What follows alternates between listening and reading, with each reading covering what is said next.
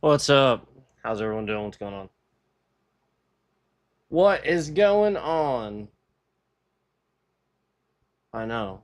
Crazy question, right?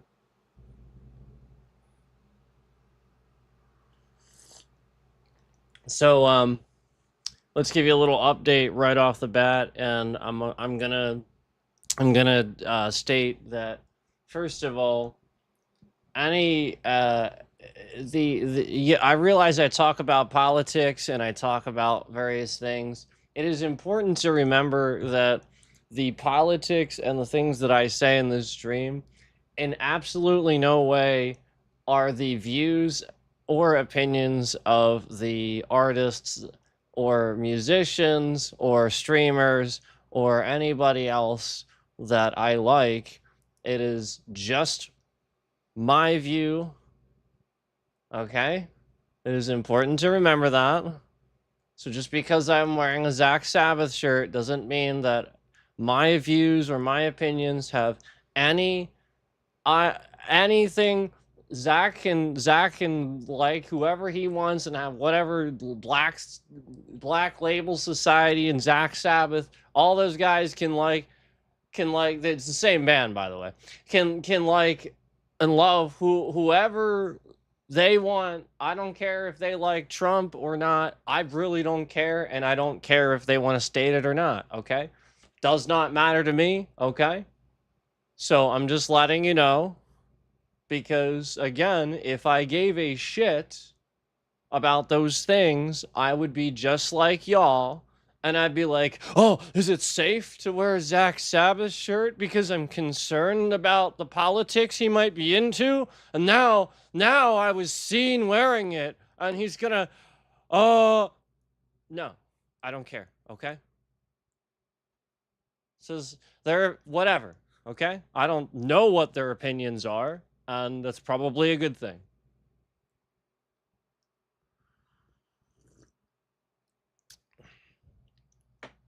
So,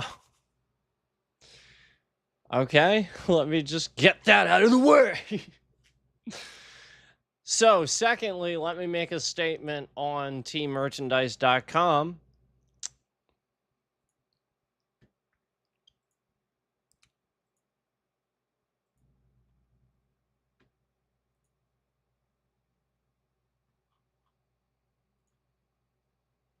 And I'm going to use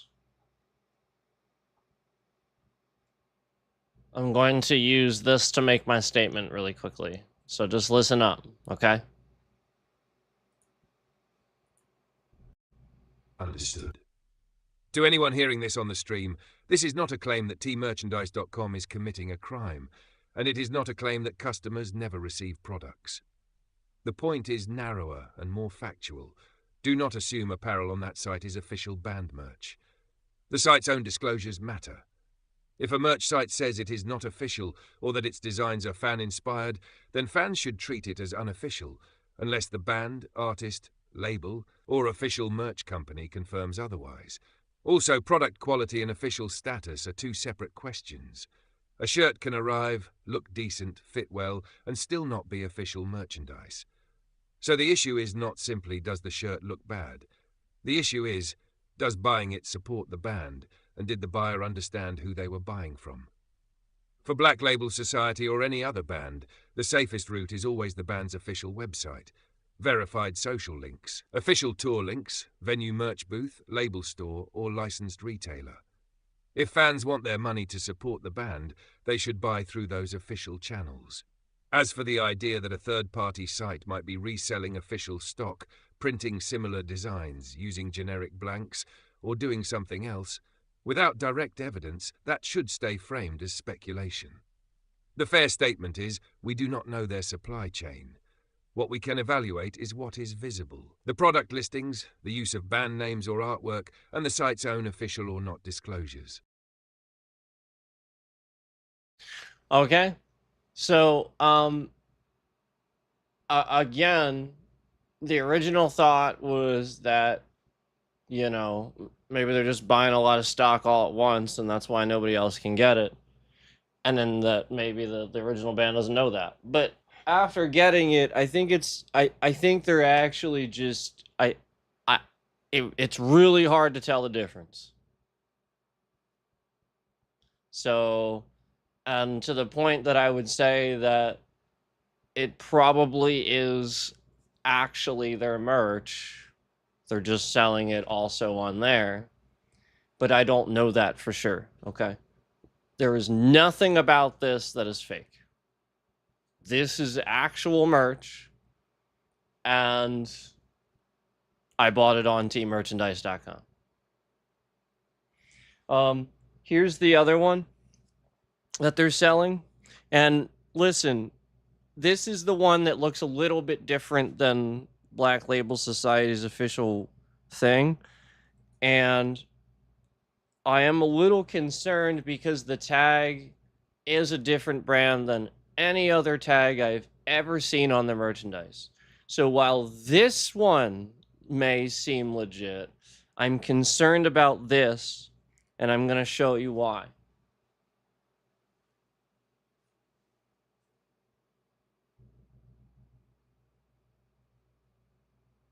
So first of all, I think it should be bigger. I think it's normally bigger. Secondly, this is not their shirt brand. That is not their shirt. Lane 7 is not their shirt brand. So, listen, I already have another hoodie from the official store, and it's the same brand as this. So if Zach Sabbath uses the same brand as hoodie as the hoodies, why is this a different brand?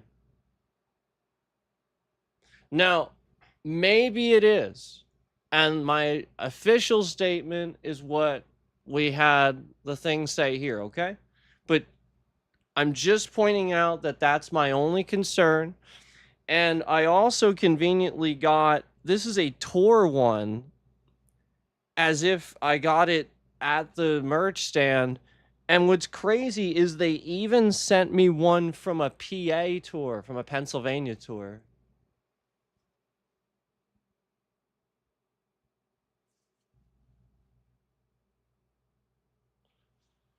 And I've never seen that.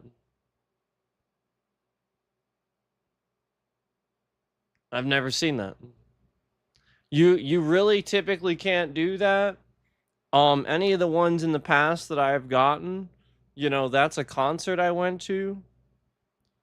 And I don't have some from some of the like I saw them at Ozfest 06 as well, and I don't have one from there.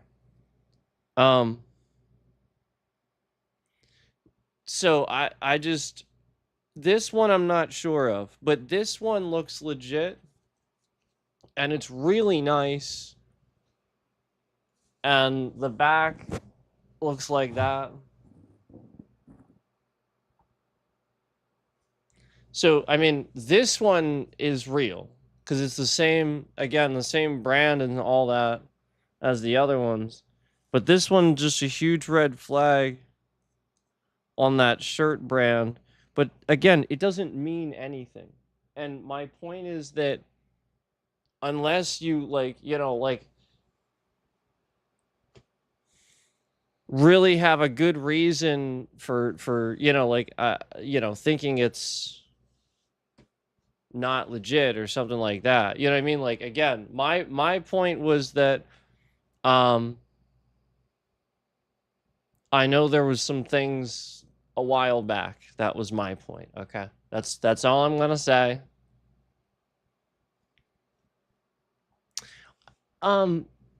Zach, you know you shaved your beard before, right? Do you not want to tell people that? Or did you just forget? He did the Rock Feed live stream, and people asked him if he shaved his beard, and he just said no. This is just literally not true. Now, it was like the only time he had to take a break from touring, and it was like the sort of thing where, like, I think family was making him do it because there was some health stuff going on. And more than likely, he didn't want to take a break regardless, but he was told to. And part of that whole thing was that he, I mean, like, you go to a doctor, you have some, like, a lot of times you have a long beard or something like that. It's going to get in the way. You can't. So for that stuff, yeah, like after that stuff happened, I saw a couple of pictures and the guy again had absolutely no beard again. And that was the whole point was right after that, he went back to work, and if you saw him, like his beard was growing out and it was down to here by then, but he had like the thing was gone. Like it was gone. So yeah, like he has. But he doesn't that thing that's permanent. It's not like he regularly shaves it for any reason. The dude has a beard and it's always there.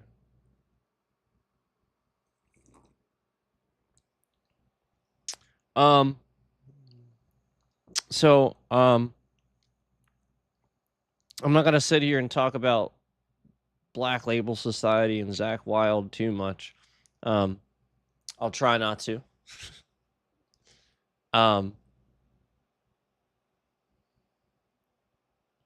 But I do want to get on a certain subject, and I'm stuck with how I want to get there with you guys. So let's sort of kind of fumble through this a little bit, because it's a fumbling issue that's happening. So let me take a look here really quick. So I was in the middle of typing something too, and one second.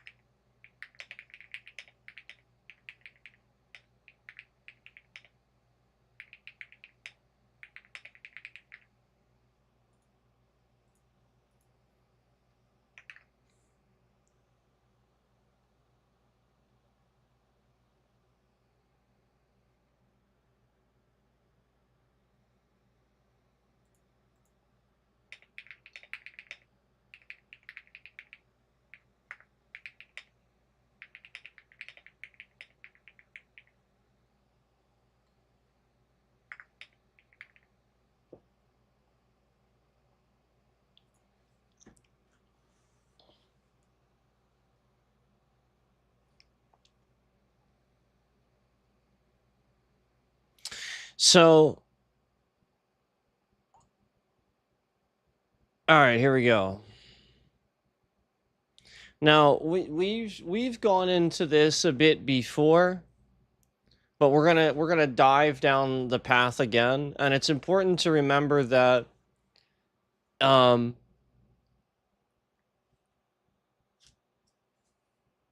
reason I know that it's a real big stretch for anybody, because you want to put all the stock in Trumpy Trump and stuff like that. So part of that issue is that anything I say after that takes him down even the slightest bit, you completely dismiss this information. That's actually kind of part of the problem. So like, if we can just get past the fact that, like, get that out of your head for the times that you're trying to listen to information that I'm giving you, because I promise you, if what you're doing is rejecting information because you want to implicitly follow Trump, Again, he's your cult leader. He's not your president. I call out Obama on certain things, okay? And I promise you, if Obama sat here and randomly went to war with Iran, took away his nuclear deal, again, Obama instated the nuclear deal that made sure they couldn't make weapons. If he would randomly go to start causing war crimes and stuff like that and paint his face orange and lie about everything, I would call him out just as equally as I would the orange jackass, okay? So, I'm just letting you know, okay?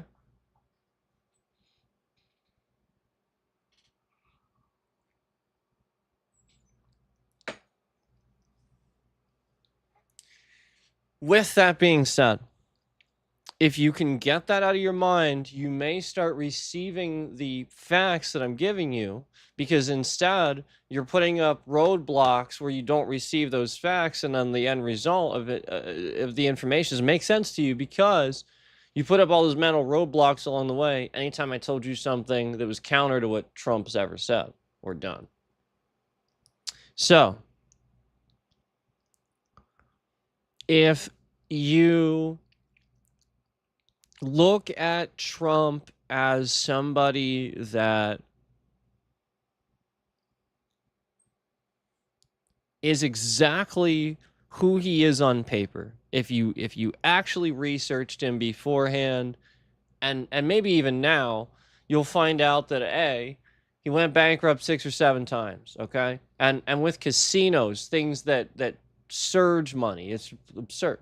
If he literally took all his businesses he ever had and just put them into an index fund, he would have been better off than if he'd done what he did, okay?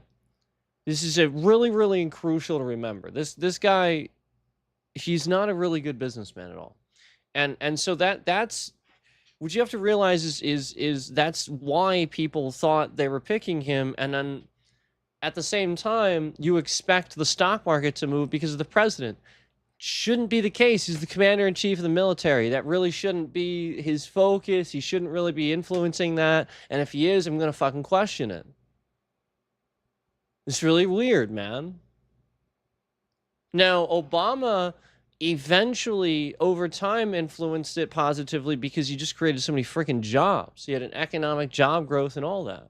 Okay? So there's a difference. And Trump came into office with that help, which is why everybody thought he was so great when he first came in. No, you just rejected the fact that Obama set him up to succeed no matter what he would do. So again, he really, really screwed things up.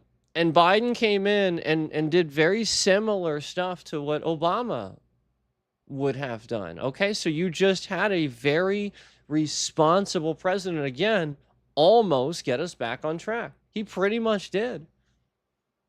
And now here comes Trump again. We can't sustain that.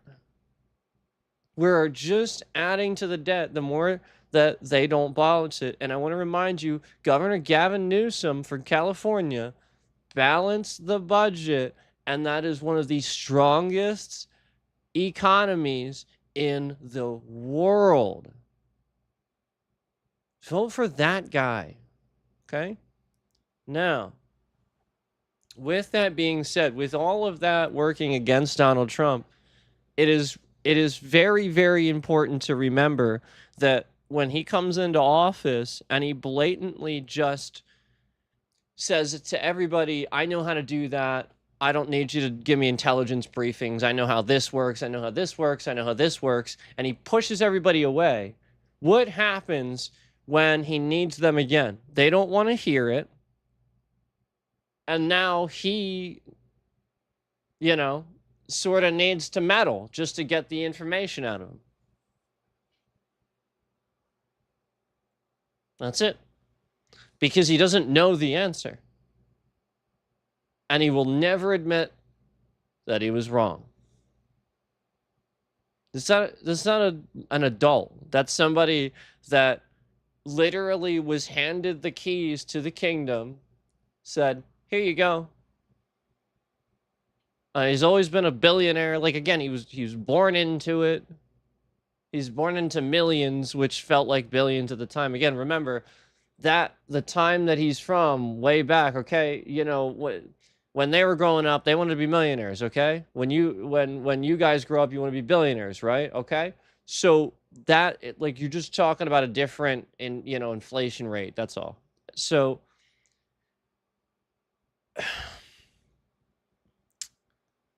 this is why America is so rich and so wealthy, because there are so many millionaires, and that's okay, I think, for the most part.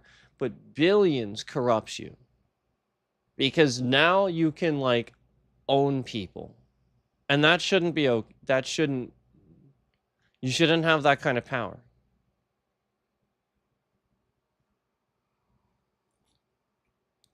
So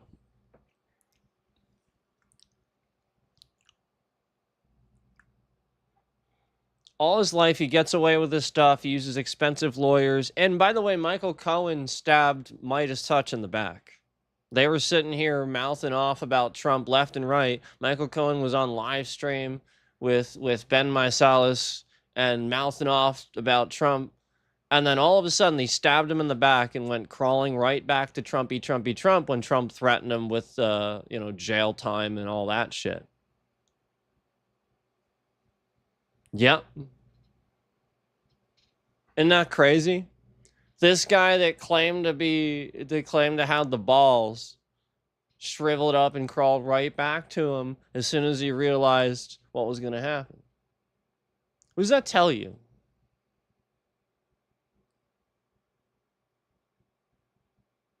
It tells me that Trump literally just ring ring.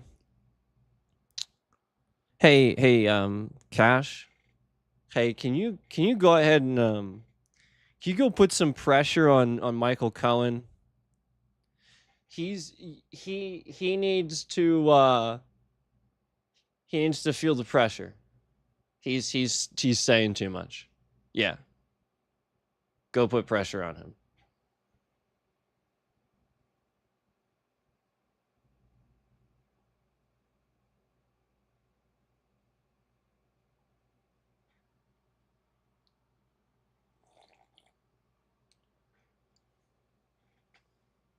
UFOs.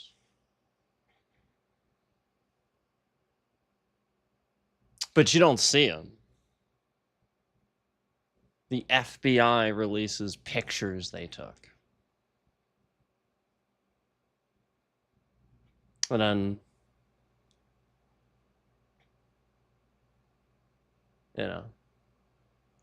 everybody just wants a reason to jump all over this thing where these military guys that are very Trump oriented and already so far into this realm, they would never question almighty King Trump.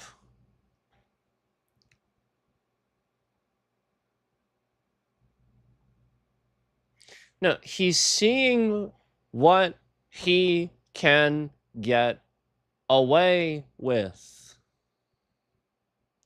He's testing loyalty.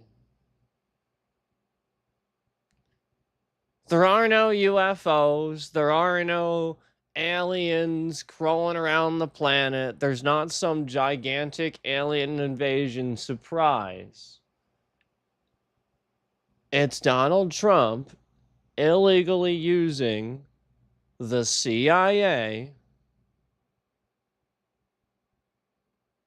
to attack you and confuse you, and all the while sit here and distract the morons at the FBI, because there aren't any competent ones left.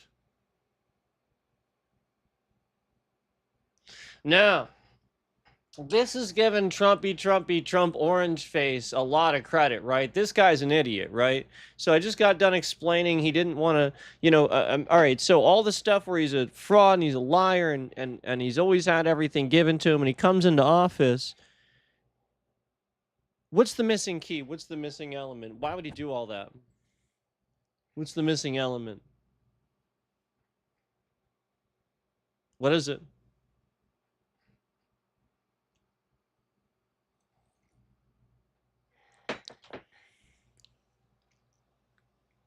What if I told you is the problem? One problem nobody will do. Nobody, not a single adult will do it, ever. I got adults every day that won't do this. Cops won't do this. Cops are proving they won't do this. Cops.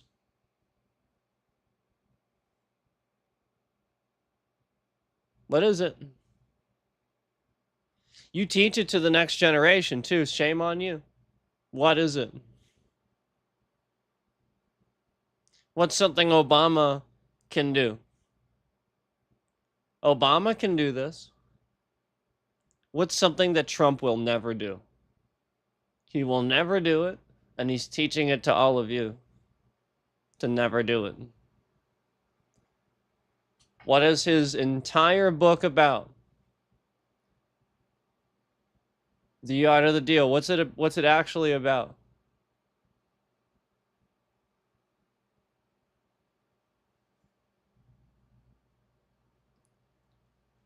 Every one of you's a liar and learning to be a liar. You will never admit you're wrong. You double down. You create lies, stories, exaggerate the truth. And on it goes. And it all started with, he never said that. Trump's helping the economy. It all started with that way back. It was just that simple stuff like that. He would say that the inflation rate's 0 and stupid shit that doesn't make any sense. And you're like, just jiving all over it. He's like, and then basically saying, no, I never said that. Now he's doubling down again that he did say it. So which is it? You don't remember. All he's proving to himself is that you'll just jump on board with whatever the fuck he says. That's why he's doing all this. He's seeing how far the hook goes now.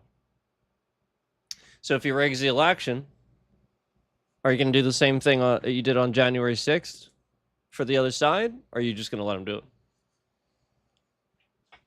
That's what he's wondering.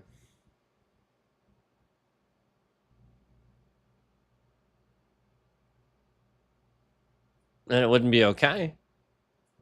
Because you claim to do it because, your rights and all that. He's taking them away.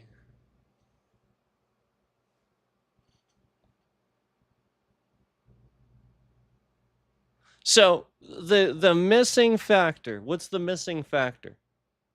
We still haven't quite gotten there.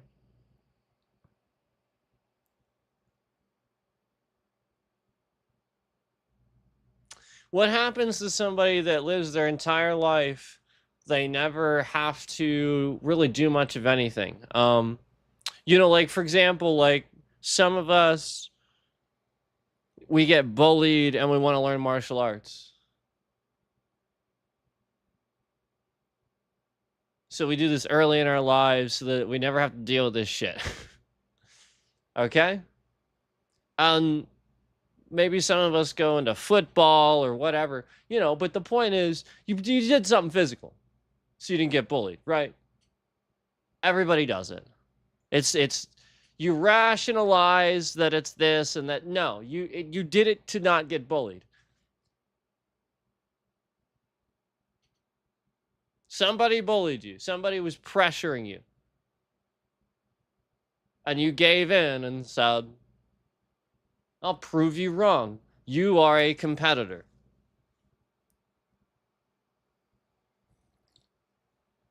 Now you must hold this back because it takes you over. You want to compete with everybody. You see life as just stepping on the next person and getting over them instead of helping that person, and maybe they'll help you too. And then maybe you walk together for a while and then walk separate. Who knows? But the point is, can you give back to community, to society, and help? Or is what you're doing overall incredibly damaging to everybody? And are you just continuing to perpetuate that? So, what is the missing thing with all that? All that analysis at your fingertips there that I gave you. What answer do you arrive at? What happens to a person that doesn't have to try? Where you and I do something physical. Donald jackass orange face Trump, he's all pretty, but he's pretended not to be, right? He's the one putting the makeup on, pretended not to be the effeminate one, right? Meanwhile, I'm right here in front of you, not giving a shit. I fucking wear pink, purple. I don't. Whatever. Yep. And then meanwhile, every dumbass that told me that this made me effeminate in my life, I was like, okay. And so what's the problem? Is there an issue, or what do we care?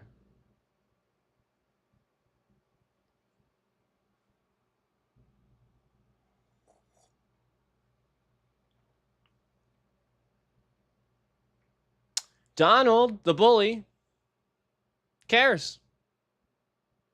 I want you to make fun of him.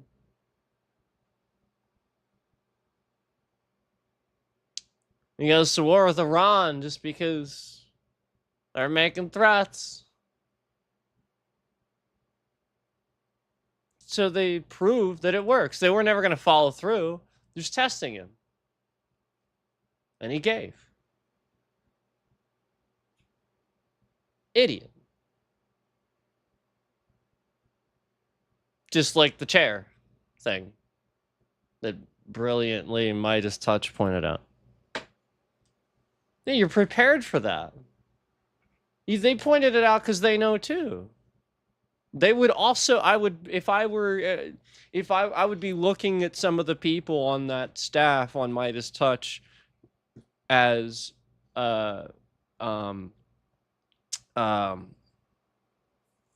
foreign, foreign affairs sort of prep for when you're going on trips. Like if you're looking for hiring or something, like that's the sort of thing where you see people like that and you recognize, oh, that person has a talent for that too and knows what they're talking about too. Oh, imagine that. I would have immediately pointed out that person, Ben deserves, whoever thought of that, probably Ben. I would hire him immediately as an advisor, foreign affairs. For my travel arrangements and stuff. Make sure it's... because it's genius.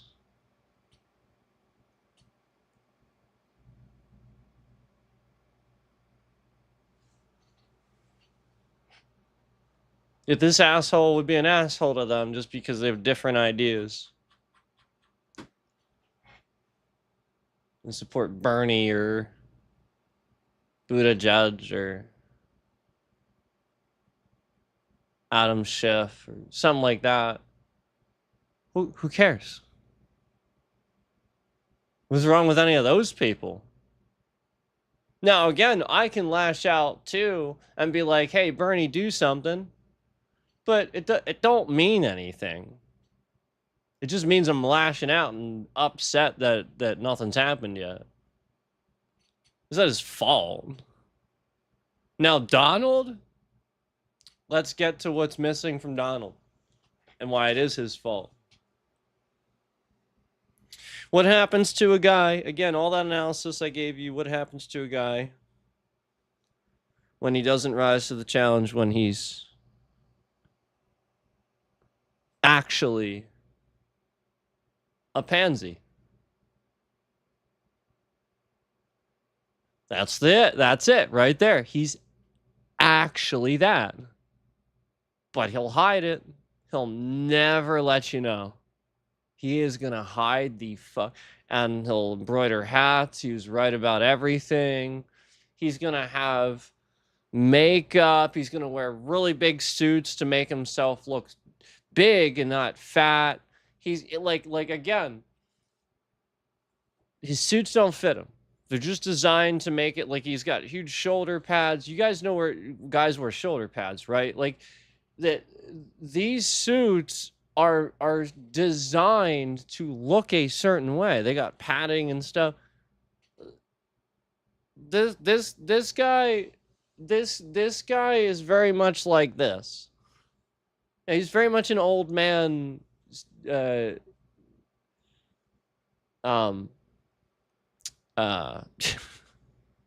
words are coming today. Posture. He's very much old man posture today. And you know, listen, he wasn't always. But the reason we talk about that is we acknowledge that he himself used that against Biden endlessly, and that was good enough for him. So since that was good enough for him, we give it right back and remind him how stupid that is. Now, don't do it with other people after him. Remember that. Remember why we did that. Okay? Only because. Okay? Don't continue this shit. It's just this stupid guy. He is trying to ruin it all.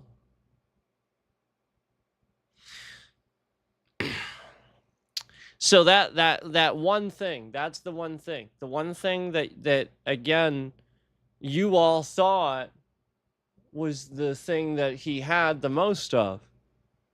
Well, that's why, because that's the most forefront thing about him.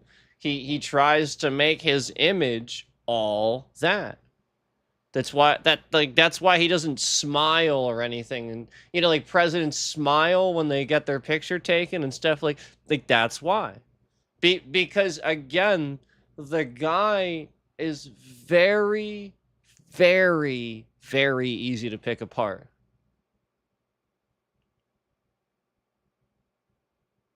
Because he's not that smart. Smart people, it is really hard to figure them out. Right?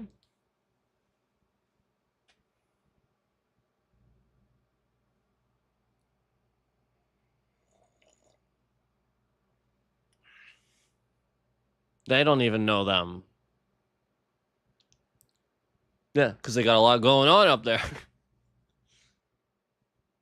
Donald, it's dirt. It's pretty much dirt. Dirt.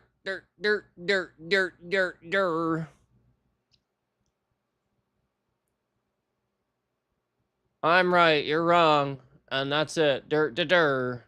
Anything anybody says against me, I'm just angry.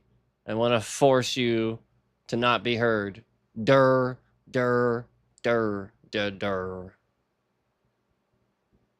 So, that's Donald. Unfortunately.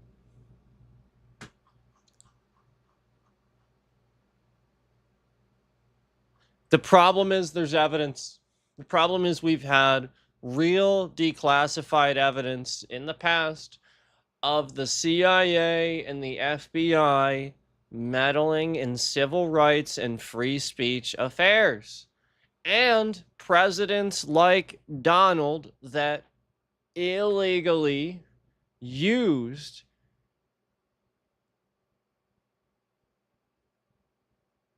these organizations against the public. Now, at the time, we didn't have nearly as many laws that we do now, where Donald is just undoing all of that. He just took away and redistrict all of these different,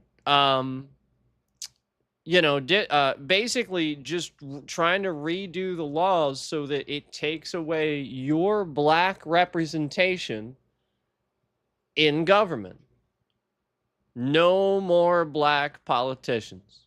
He actually did that. He gutted the Voting Rights Act. That's disgusting. That is racist. There is no question. There is no reason for him to have done that. Why else would he gut the Voting Rights Act that simply gives black people representation in government to ensure they have the right to vote, to ensure there are always black people in government, to ensure it's not a racist white supremacy? What are you showing to Europe? Why do you think that NATO's acting like this? Why do you think Germany hates Trump? By the way, Deutsche Bank is who he owed money to, and they're pissed. They see this fucking bullshit for what it is. And listen, while we can disagree on things, I can agree with like collectively for a general statement with what I think the people of Germany want, okay?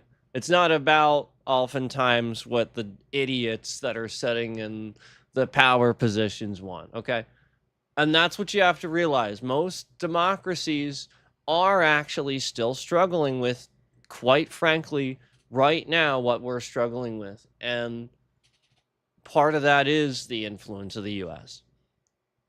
So that's why I pointed out one of those countries, wasn't it South America or Central? I think it was South, where they have a democracy. It might have even been Brazil, where it's actually better than the one we have, and it's going to work out that way. And when I started talking about it, I got censored hardcore, like bad. Like, yeah, we don't want people to know about that. We want you to know about the broken ass ones that Europe has, because that are just like here.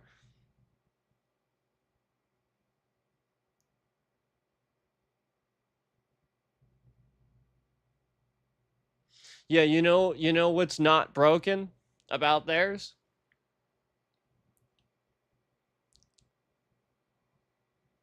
More votes matter.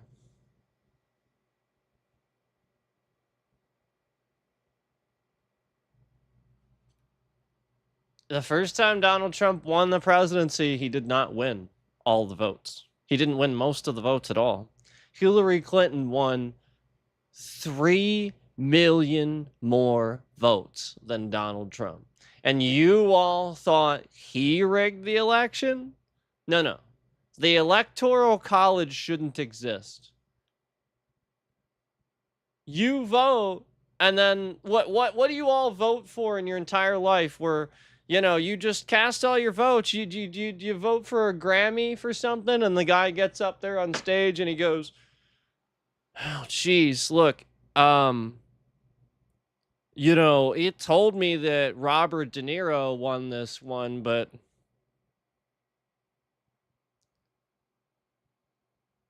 I think I'm just gonna give it to Will Ferrell instead."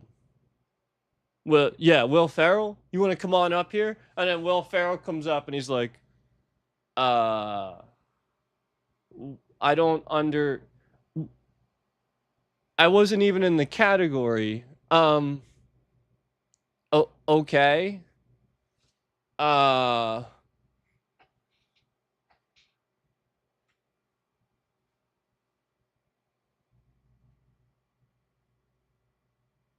Yeah, what? Why did my bit rate shift? Did you see the little? Yeah, because they knew there was going to be trending from what I said. It was a very good analogy. What do you vote for in life that, hey, more votes, we'll just pick a random dude, the guy that didn't win? What do you know that does that? Ever.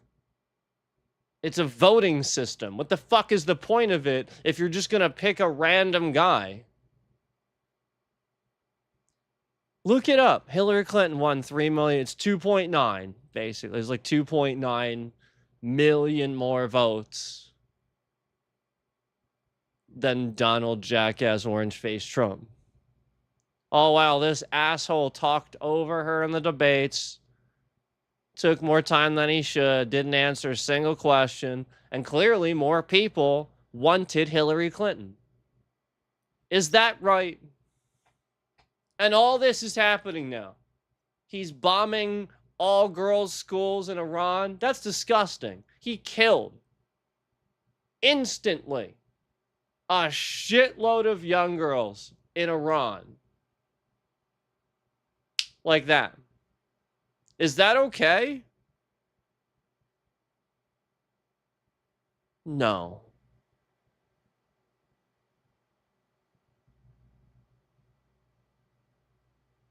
Listen. We don't destroy and divide and conquer because we disagree. We destroy and we divide and conquer when somebody is taking our bread and taking our women, and that's what they're doing. They're rounding them up and shipping them out. Okay? That's when you break the metal out. Not just because you want to. Okay, then you deserve to be divided and conquered then. The people that are defending themselves deserve to win against you. You are the wrong side of that.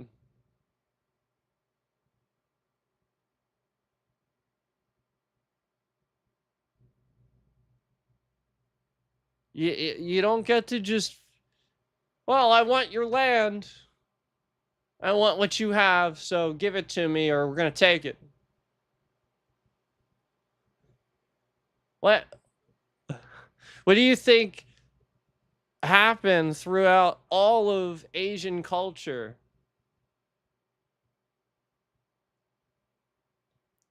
They literally just try to conquer and take more land. All of them.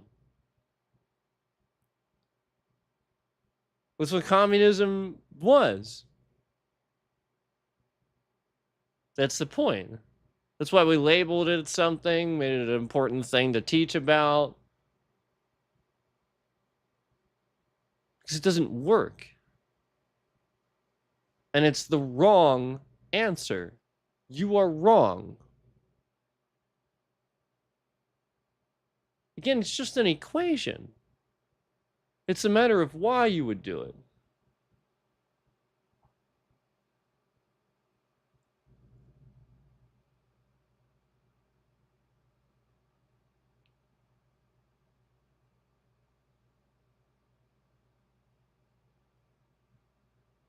Do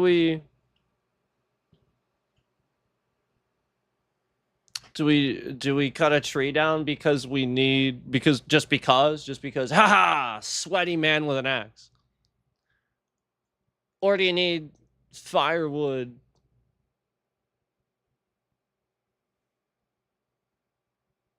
shelter? And then in a modern day, you replant the tree because you understand what trees are for. We have the education now. So we understand trees are our oxygen, it's our environment, it's our nature. So if we don't plant, we're literally suffocating the planet.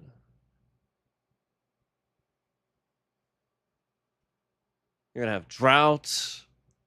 Entire animal species will just die off. Insect species will just die off. You'll have shit loads of pest insects because all of the animals that those pest insects were being pests to died off.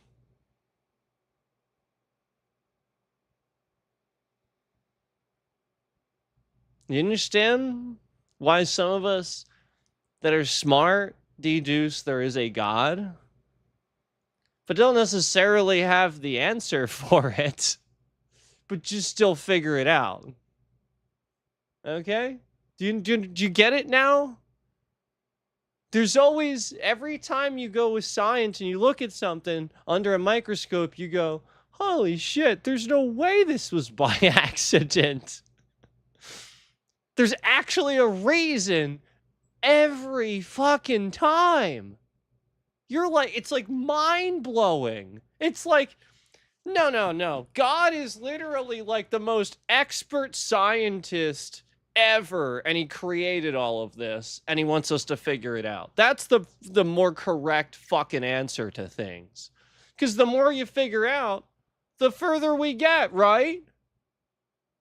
Right? Yeah. And the more we stay dumb, the more we murder each other, right? Right? So why is it that y'all get hateful and want to lash out and become all angry and pissed off just because I called you stupid?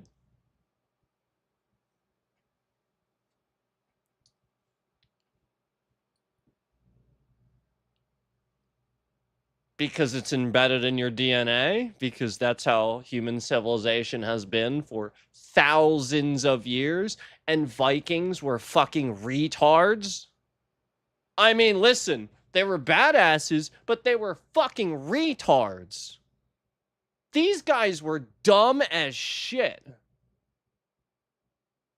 Do not idolize. No. And again, while it's cool because badass, itemize it in your brain where it should be.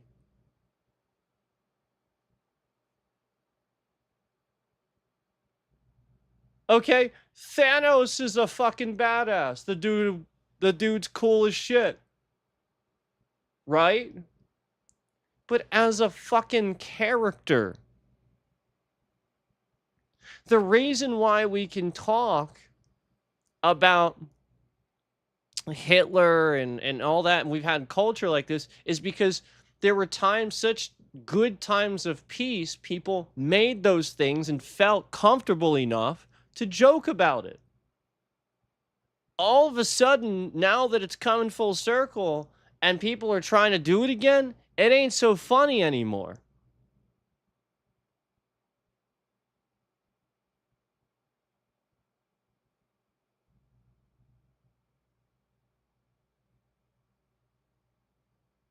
And then you get the pushback, you get the radical pushback where you get the other culture. I mean, you guys have seen the games. I've shown them to you. The fuck Putin, fuck Hitler games. Trump did something to take his image out of there because they had Trump in there. And I was actually going to play it after he got elected. I swear to God, as soon as he was elected, they took him out. Isn't that fucking weird? He was in the fuck Putin game. He was just like another dude. And they put him in there after he got voted out. And you could do all the same things you could do to Putin. You know, like you could spawn him. You could, you know, like just spawn a bunch of Trumps and shoot at him. Like that's the whole game. You just blow them up, shoot at them. It's like Postal basically, but it literally is just not like nonstop, just you spawning like Putin and Trump and Hitler. But it's like the reason you do it, it's free achievements. Like and it's actually kind of cool because like if you stand there long enough and do it long enough, you'll actually get like more achievements the longer you. So like there, it actually is sort of more of like a You know, just one of those, like, if if you appreciate just coding and stuff like that, simple coding and stuff, it can be interesting to to to see how the game actually handles everything you throw at it, obviously. So that's actually the fun side of it. But it again, the whole point is that is free speech. You have a right to do that. And these guys that get all like pissed off about it and stuff, listen, what are they so worried about? They have like these entire militaries at their disposal, and they're freaking out about something like that. Well, that guy's a pussy then.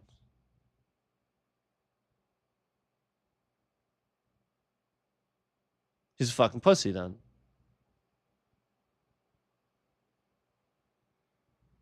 He should laugh at it.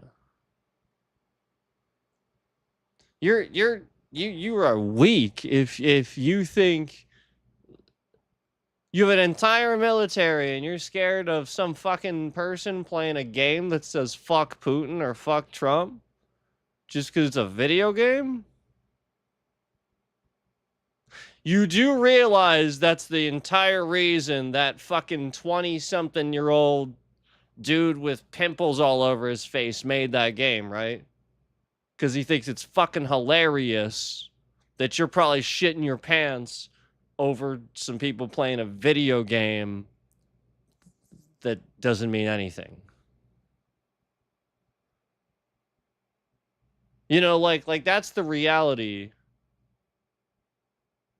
The terrorists and stuff like that in other countries that are thinking about this stuff and aiming to do something like that, they are never gonna even get close to that game.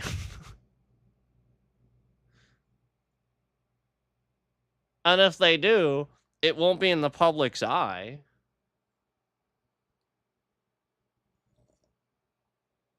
So what do you say? What's the danger? Again, using the brain to rationalize that's not something you need to, like, that's the rational anxiety. Okay, while there might be a slight thing to be, but it's not really. So there it is.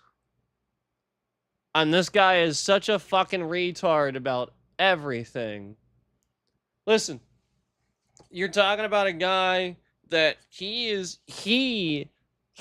a scared pussy, yet he is the one that accepted a free plane from Qatar, of all fucking places. That plane is absolutely a spying tool. There is no question in my mind.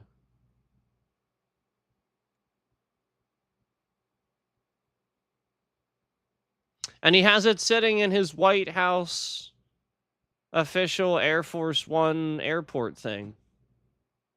What a moron.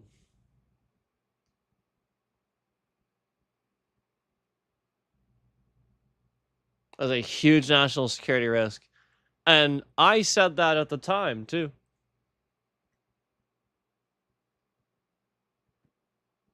You think he's done anything? If I'm saying it, there's no question that he probably has national security advisors saying it. Like, any moron with half a brain's going to say that.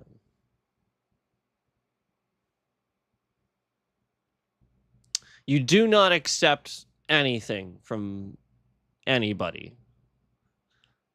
Senators can go to jail for the rest of their lives for accepting gifts from foreign governments because it's bias. It means they sold secrets about you. There's my bit rate. There it is. You see it as soon as I said that. Right there it is. That is them attacking this device to remove the trending I got and lie about the view count of the stream. Now, this stream is saying absolutely 0 views and 0 concurrents. So I'm going to document that because you guys obviously see that there are not 0 views and 0 concurrents. They have not even acknowledged the stream. So let me just go ahead and document this properly here.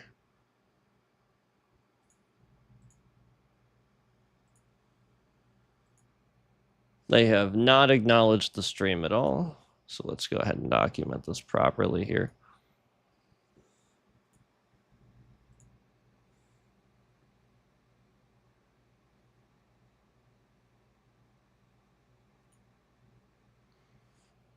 So this is what my stream looks like right now.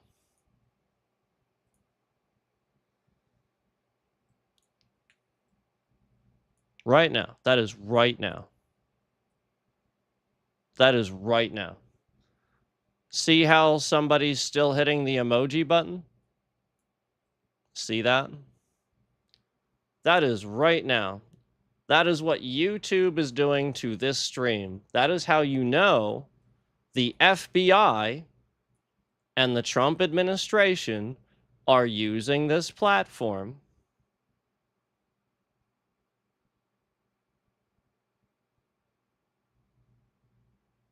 to manipulate free speech. 0. Just absolutely nothing. There's your evidence right there. Right there it is.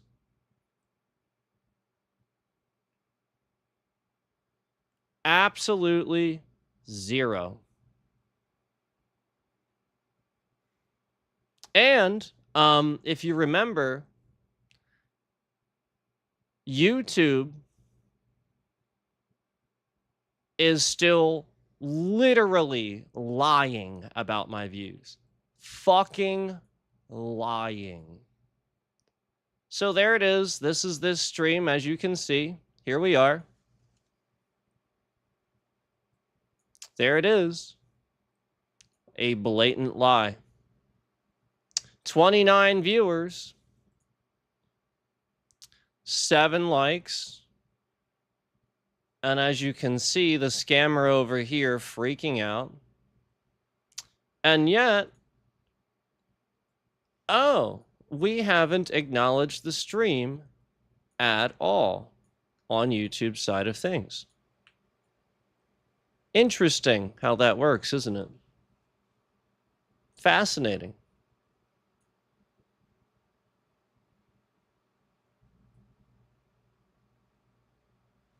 So let me call my lawyer and get in touch with him really quick. Sorry about that.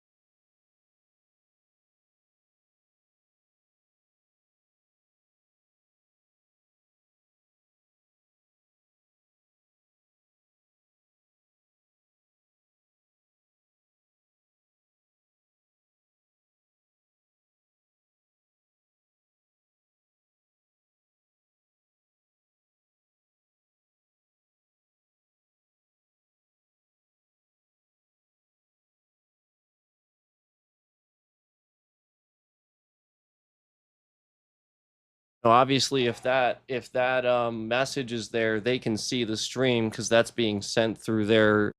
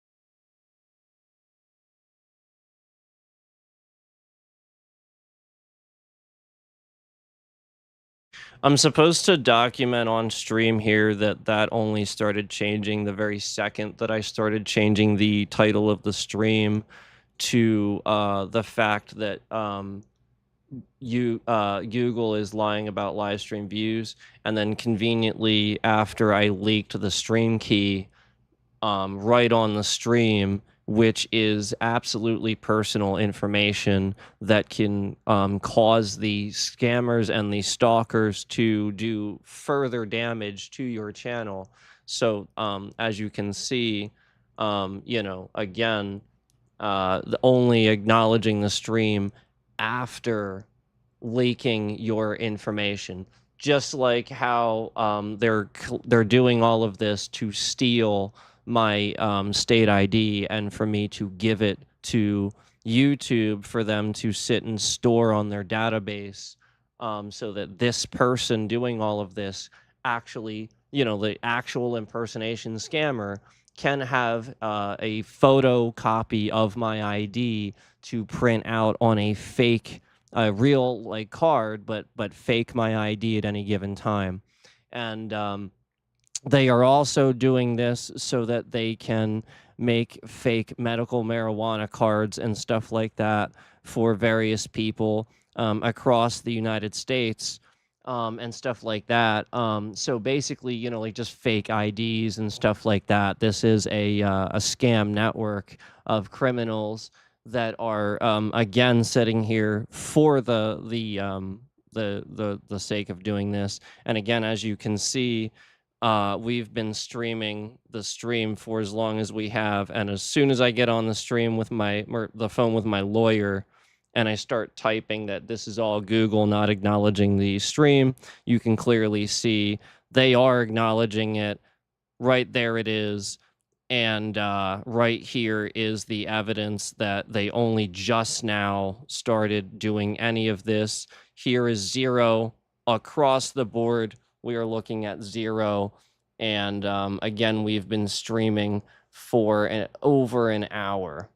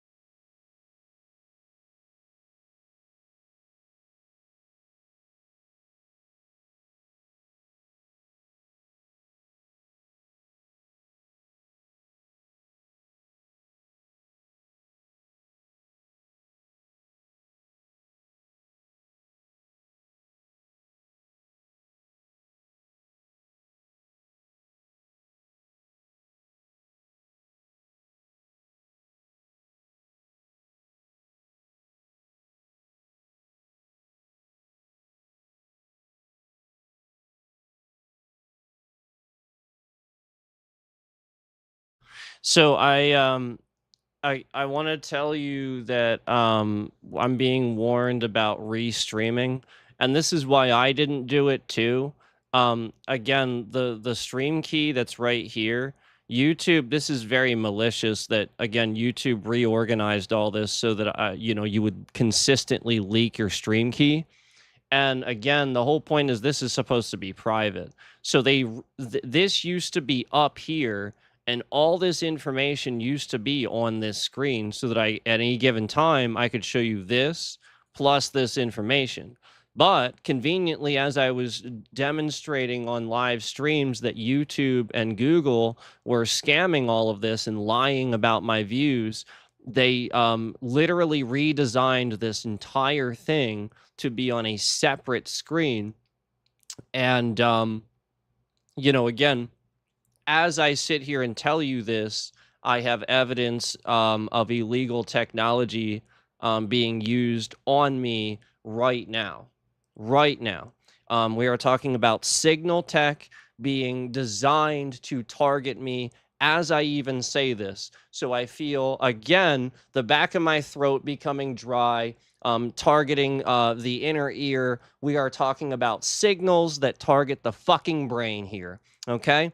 And this is a signal war. They are doing it. This is Russia, and they are targeting the inner ear with signals. That is why my phone is constantly connected to AT&T's towers. That is why they are geofencing. That is why all of the signals are all on all the time, and they are trying to do it as much as they can, because as I would start to tell you, they can try to enhance it to disrupt what I'm saying, which is what they just did.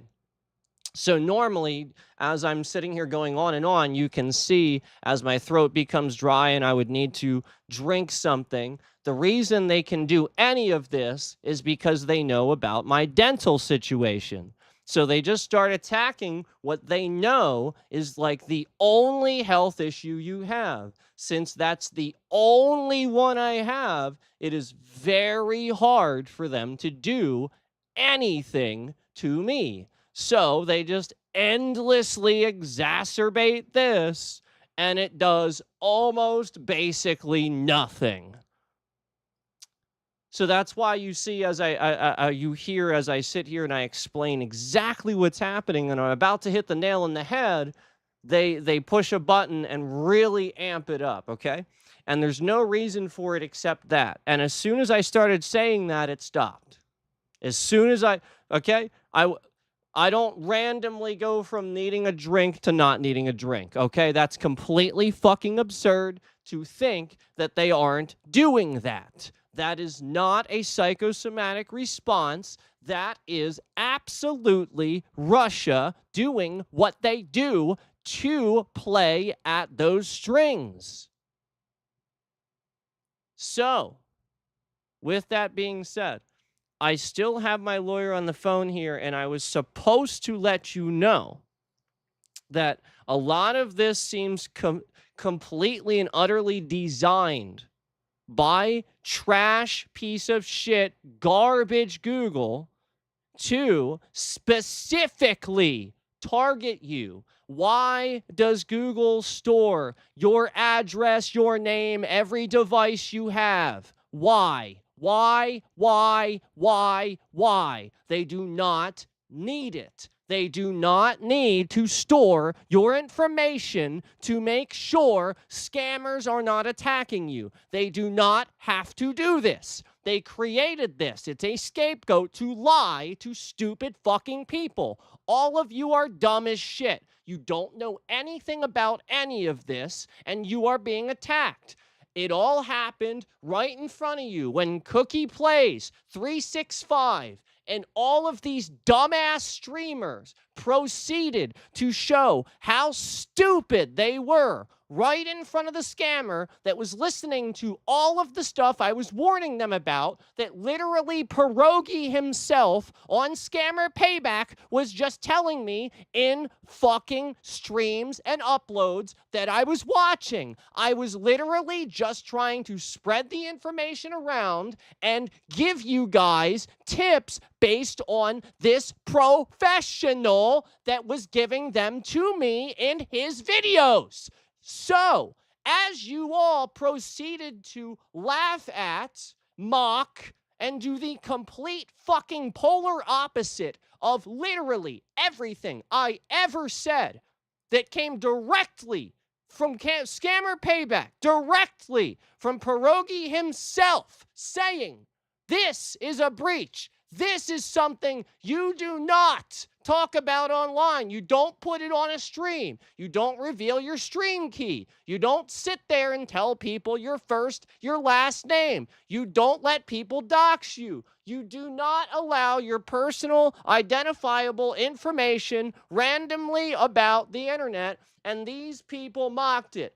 Cookie Plays 365. And then all of a sudden, No Sleep Wiblo, a fucking Steam trading scammer who literally works for the Russian government, is sitting here in his pathetic little basement in Russia, fucking around with all of these assholes that aren't listening to what I'm telling them to do, and instead they are doing the opposite and literally mocking it right in front of him. So, since they're that fucking stupid, exactly like what happened when Donald Trump fucking mocked every goddamn warning he ever fucking had, Iran, Russia, China, North Korea, and anybody else that wants to call him on his fucking retarded fucking decisions did. It's literally that fucking simple. They sat here and hacked these guys and breached me through them because these assholes thought it was funny instead of heeding the warning on how fucking serious it was. I reported it to Google over and over and over and over for years. They did nothing. I have the emails to prove it. And I also have something else as proof that they're actually trying to deny that too. Plenty of it.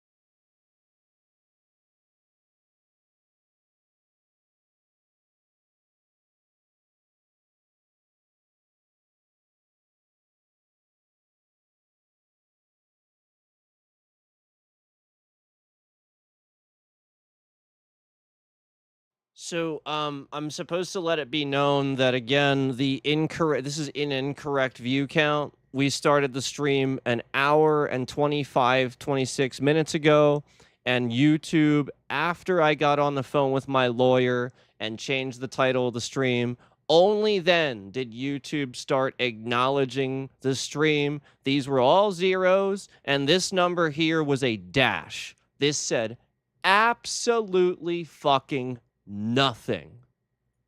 It was a dash. Okay?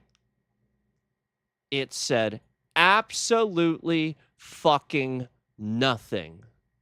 So, again, we were streaming for an entire hour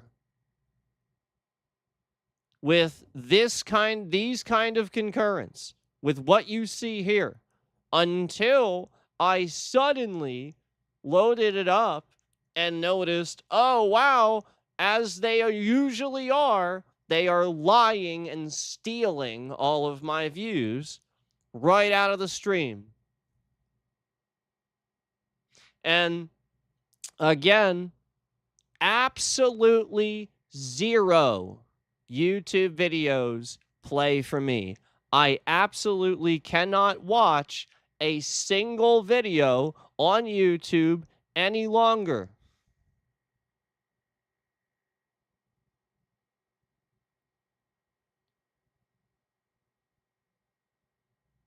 Yep. As of a couple of days ago. Exactly what Russia has happened to them because of the disgusting nature of Putin. Disgusting Vladimir, piece of garbage, motherfucking asshole, disgusting waste of space, worse than piss, worse than shit,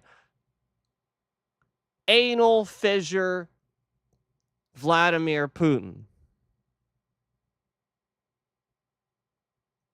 That guy, that anal fucking piece of shit fissure,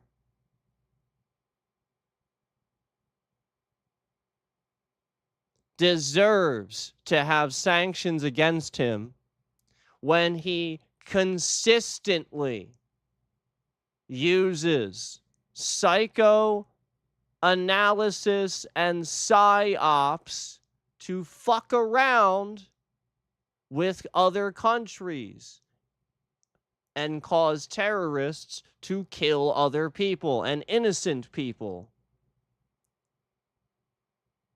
And that is what anal fissure Vladimir Putin does.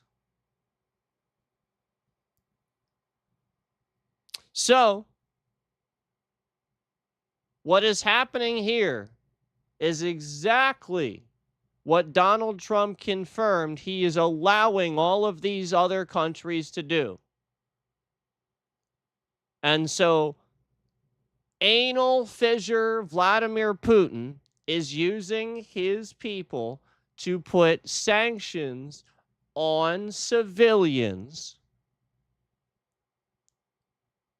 that speak out against the Russian war, the Ukraine-Russian war. And he is literally sitting here attacking exactly everything I do, fucking around with it. Anal fissure Vladimir Putin is doing exactly what we do to him because Donald Trump confirmed what we do. Oh, they do to us, do. So this was free reign for them to just do this, and they know the FBI, the DOJ isn't going to attack them, and yada, yada, yada. It's not true.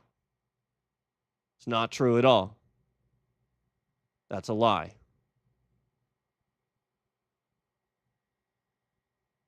They're letting you do it so they can catch you do it. They just don't care what happens to me in the process. It's a lie. He is tricking you.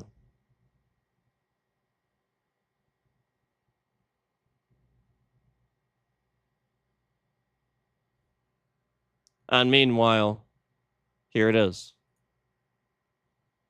So again, after I got on the phone with my lawyer here, is the only time Google you started acknowledging this stream, and this was a dash for an entire fucking hour until I acknowledged with them on stream that I was getting on the phone with my lawyer, and I typed a different title into the stream, one that was again about Google lying about the views.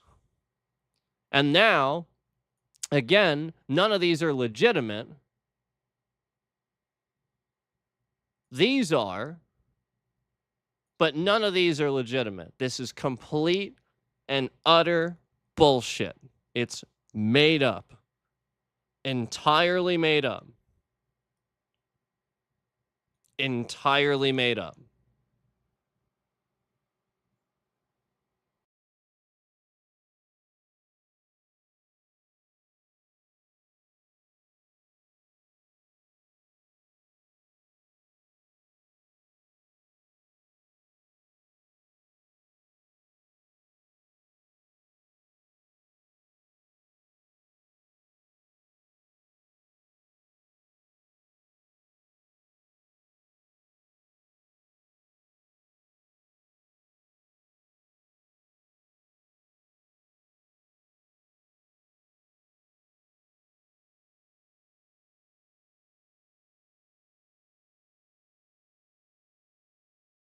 So, I'm supposed to let you know that the lawyer's opinion is that this guy is specifically driving a wedge when I wear like Zach Sabbath, or I talk about, like kind of like I have a Zach Wild poster in the back now. So it'll just be anytime that's up. So basically he's trying to make everybody watching and other people confused about copyright. Quite frankly, police are dumb as fuck about this too. Again, I spoke to a cop one time that was so dumb. He literally thought, just like the rest of them think that you like the whole point is the cops forever that have that black tape over the thing on their steering wheel on cops and stuff. So like the point is cops just like they just assume things. They don't actually know stuff. So like the assumption is that because they've always done that and had to do that, streamers must follow that sort of rule and stuff like that too. And it's just not how the law works. Again, my lawyer, he's sort of kind of giving me a little advice on this and stuff like that. But it's important to remember that as far as like branding is concerned and stuff like that, unless like you're really like smearing the person and also wearing their brand and stuff like that, I mean, it's really not. First of all, they would have to legally do something about it. Okay? If that company or that whatever is making a shirt for you to wear, it is perfectly reasonable to expect that person to be in a public space when they do it. They could be a public, image, public, person or not, So the whole point is that it could be an actor, it could be this, it could be that. The intent is that your band or whatever is being promoted on that shirt. That's a shirt. What am I gonna do? Take it off? So the point is that again the company would have to, the brand, again, that is to confuse everybody. If you're wearing a brand or something and somebody doesn't like it, they have to send you, like what's known as a cease and desist or something like that first. They have to give you legal warning that you're doing something that they don't like. Otherwise, you don't fucking know. It is literally just a product. You bought it, you're wearing it. You are not a lawyer, and you have no legal obligation to randomly know everything about the law. Police, on the other hand, do have a legal obligation to actually know everything about the law. They actually do. Believe it or not, they actually do. It is expected of the public. The public expects them to know everything about the law. That is actually expected, believe it or not. So you better start doing your fucking homework, because the amount of times that a cop blatantly knows way less than the person they're harassing, that's why we're all laughing and we're all reacting to cop videos, because we can't believe how stupid you were.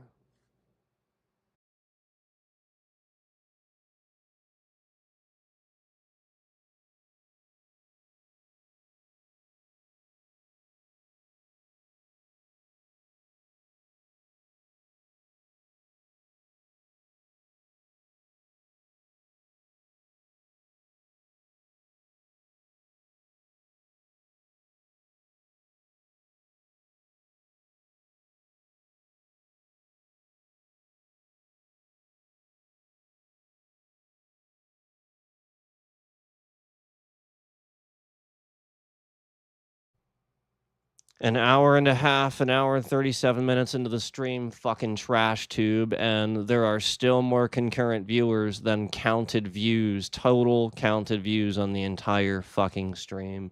You dumb retards.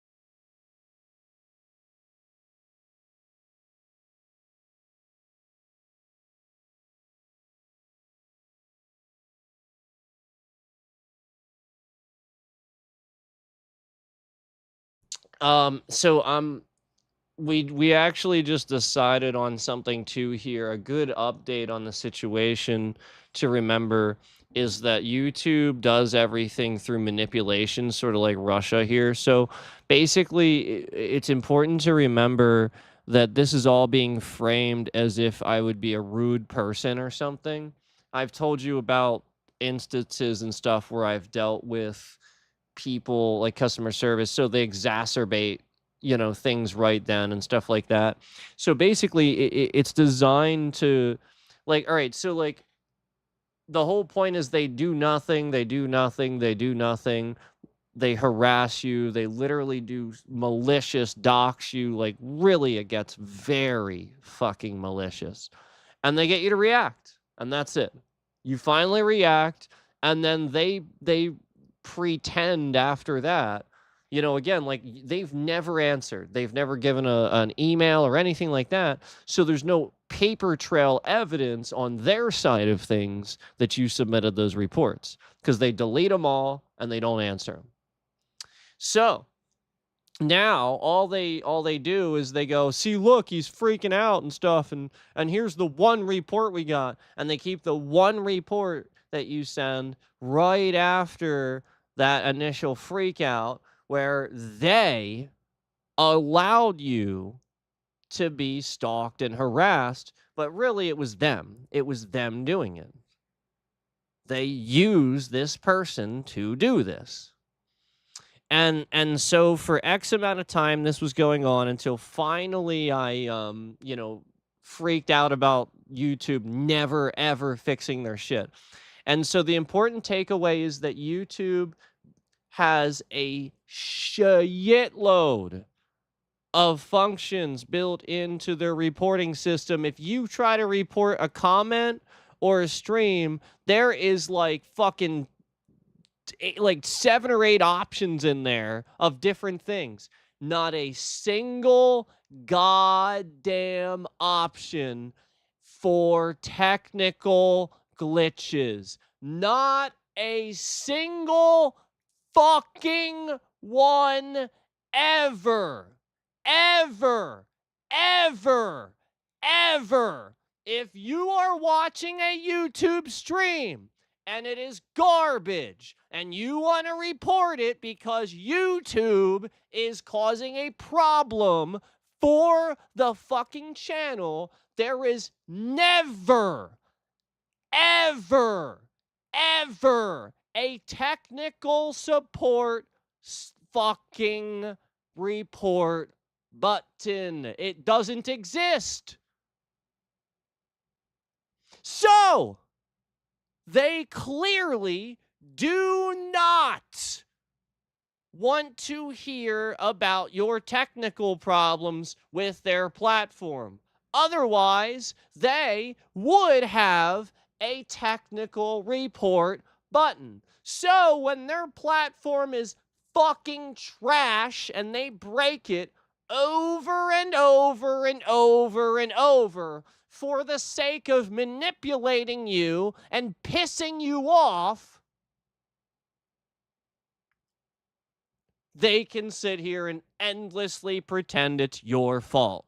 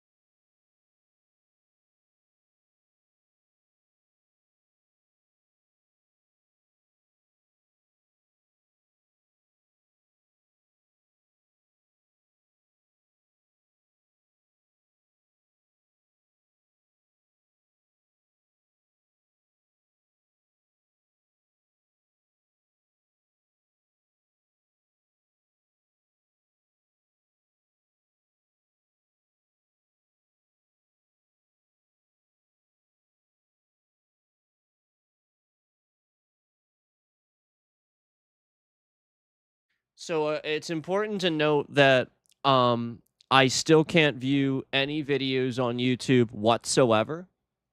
And again, this will continue to be scammed on my channel, as well as this happening every stream, where until I show you that trash, garbage, piece of shit YouTube is not acknowledging the stream, they will not do it. I will have to sit here and give you verification because YouTube is attacking me because they didn't deal that they can't this impersonation scammer is tricking their system so much they're pretending like they can't confirm it's me even though they can. even though they have the whole time. They are pretending they can't.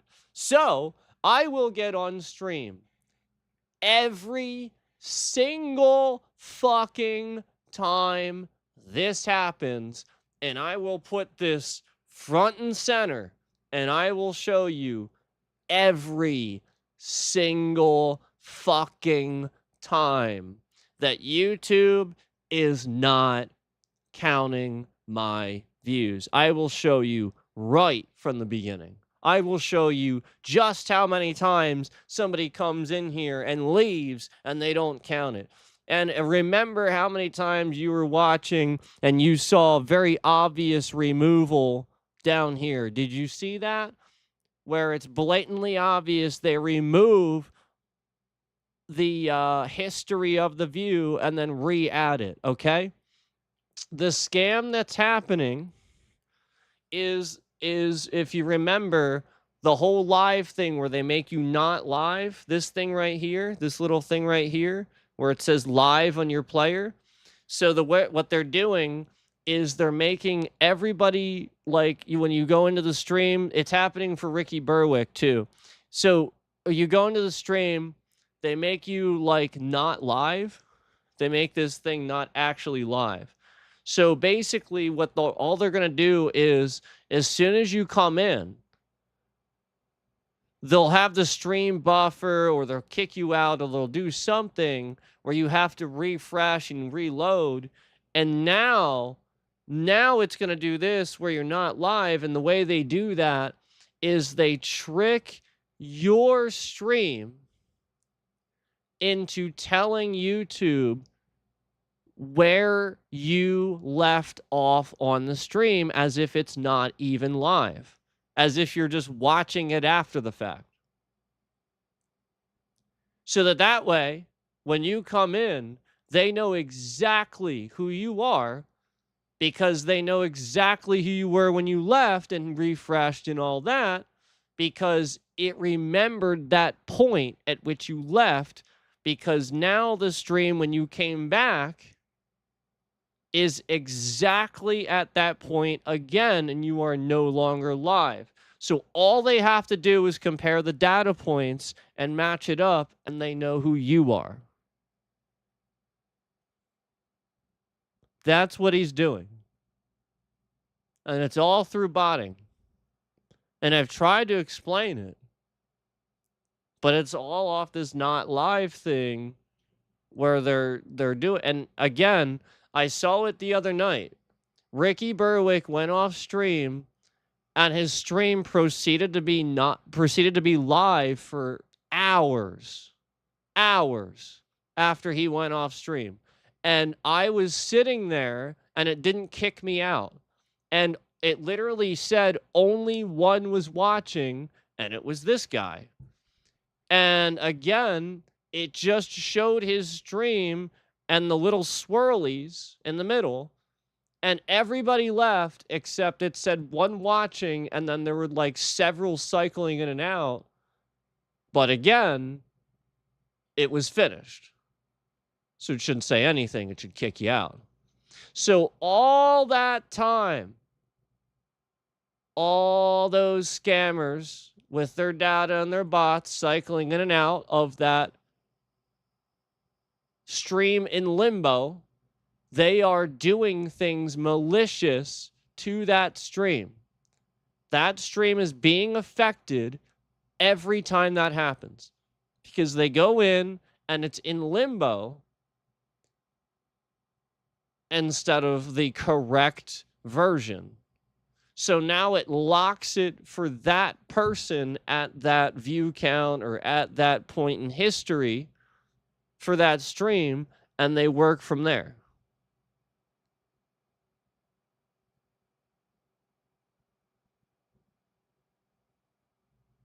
That's sort of kind of how it's been going. And that literally only just happened just the other night when he got off stream, like I said. And then again, that next day, nothing worked. No videos worked. And it was literally that night where he ended the stream. And again, think about how many people are in there trying to get his Alexa to play the Russian national anthem and shit like that. Like the same regurgitated, like I get that his stream is about that, but I'm just talking about the people that are in there where it's like lately it's been like really extra and like a bit too over the top. Like obviously there's a limit, you know? So like sort of like how he used the car bed. Now he's conveniently not, like clearly probably something happened with that. Okay, so like it's sort of obvious that this person is causing problems for him too, and it's all because I mentioned him. And then maybe he started watching and was a nice guy and was gonna, raid or something like that. But then this asshole scammer got in the way of that again and drove the wedge again. Maybe he even did raid and he took all those legitimate views, and that's exactly how he got them. Probably is. So I'm just warning you that when you see that, your stream like is doing this weird processing thing and stuff like that. You shouldn't do that. And as I already told you, I have seen those streams. Every stream I do no longer processes while I'm streaming. They do it after. And that is the scam. That is the scam. Because then they're going in way after the fact and just removing as much as they want. There should be no reason for that. If there's checks and balances, they'll do it while you're streaming, because then when you finish the stream is closed. No one can get in there and touch it and do anything. That's it. So the point is he's keeping that open so that way when you finish streaming, it stays open. It's an improper, it's improperly closing the stream. See the confetti all of a sudden? Before it was surprise face, surprise face, surprise face, then all of a sudden confetti. Imagine that.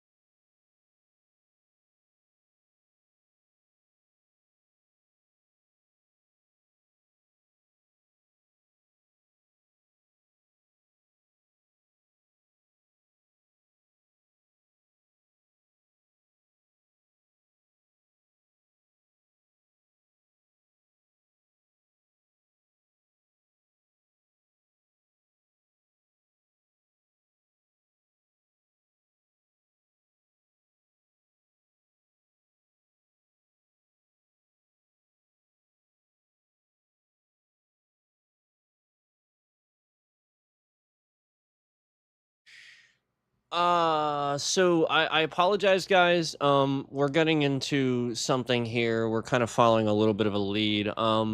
So I apologize. But like if there's something going on, we gotta rack our brains with certain things here that are, just part of the whole legal process. So I apologize that I have not come back quite yet.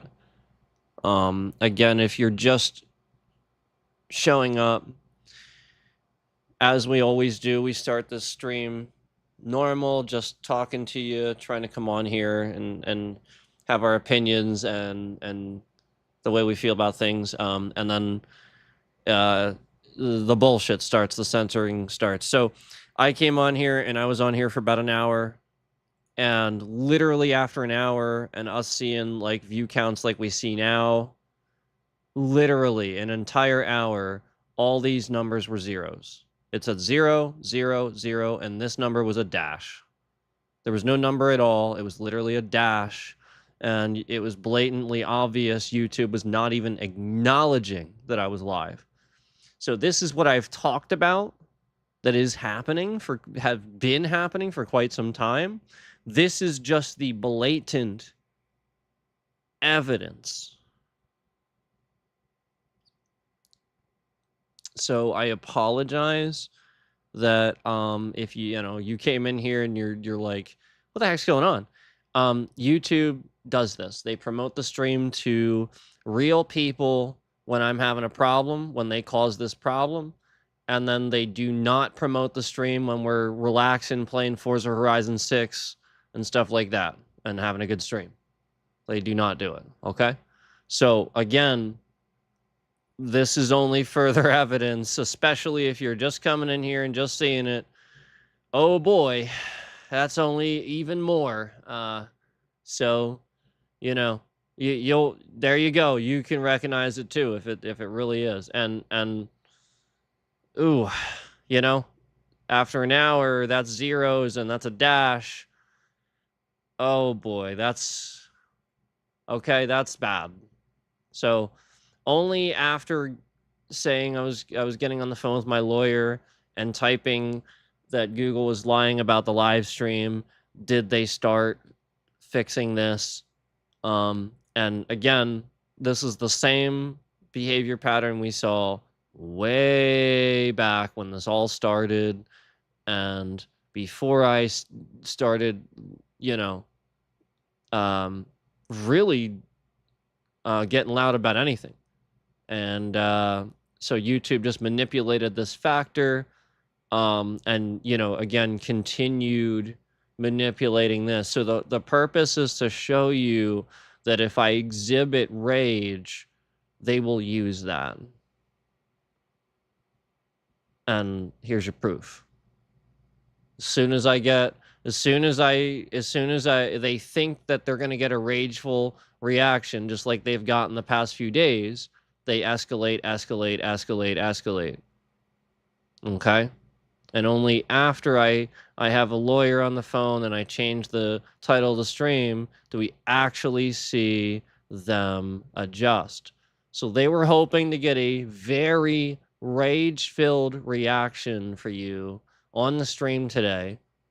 And I suspect it's because of the police thing, the state police thing, the thing I talked about the other day. They know you're watching. And they wanted to rile this up right when you're watching. So it's important to remember, this is incredible censorship and illegal manipulation and fraud. It's manipulation of the platform, okay? If somebody would invest, they'd be investing based on lies. So I appreciate that, you guys are willing to hear it. And again, I'm sorry that, that this has to be so regular, but that's YouTube's fault. So that's what we're dealing with today, and I apologize that I have not been in front of you if you came in here. We did have the camera up but I just got on the phone with my lawyer, and we're following sort of a bit of an investigative kind of lead at the moment, and kind of looking into this. And so I apologize again. Thank you, but I'll be back.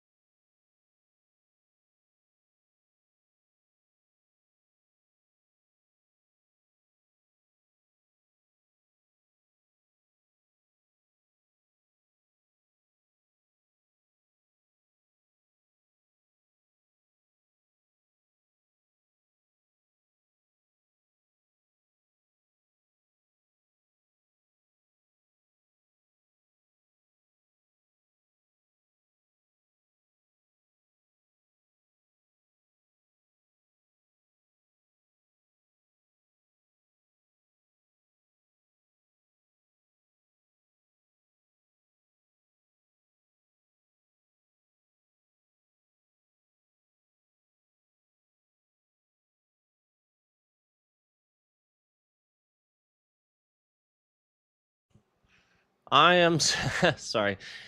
I am supposed to let you know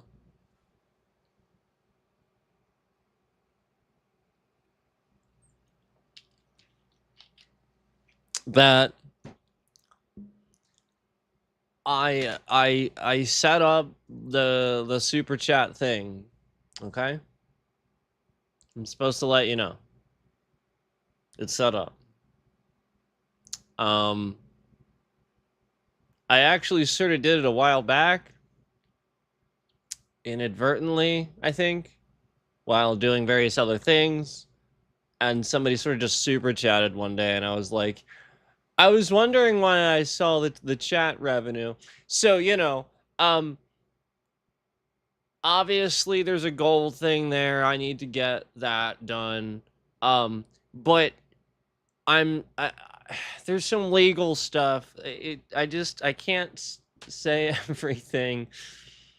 You know, I certainly have been sitting here not doing that because, you know, I want to. Okay. Wait, this stupid thing out of here. So,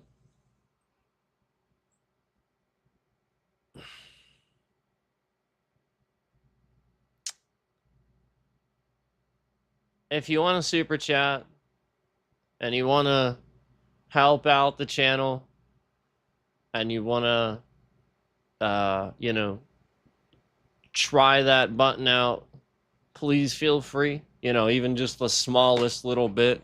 I am not going to complain about $1. You know, like where you get all these people bitching about it, like the smallest. I'm like, what do you? I think I'd say thanks for anything. That seems strange to me. I don't understand that mentality. That's just not me. That's just not me at all.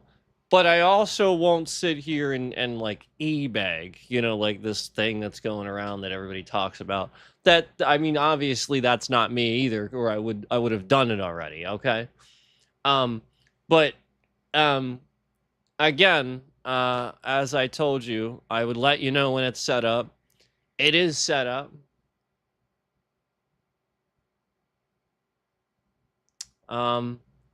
There's even an alert and everything.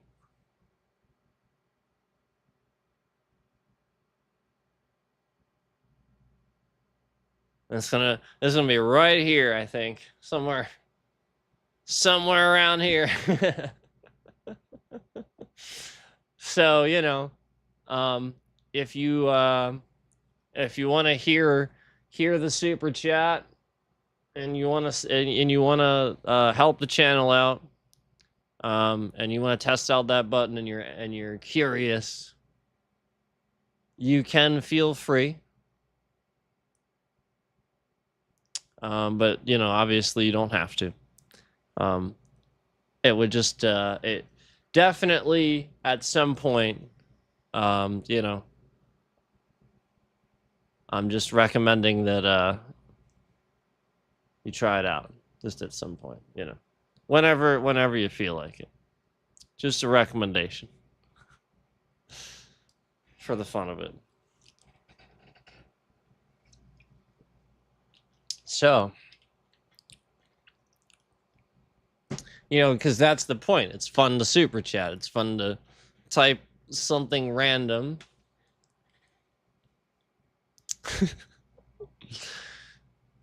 Right? That's the fun of it. And then the person reacts to it.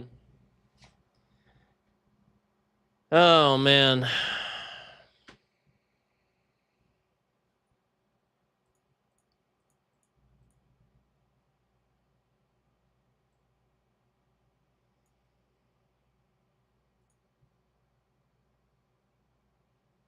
Oh, now we're taking likes off. Oh boy. Oh my gosh. Oh. It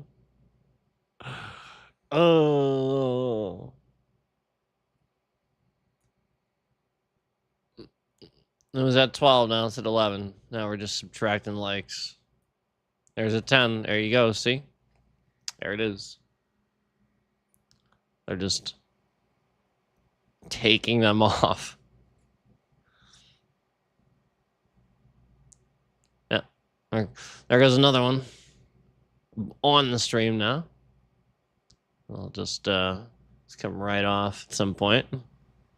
There it goes. Right there.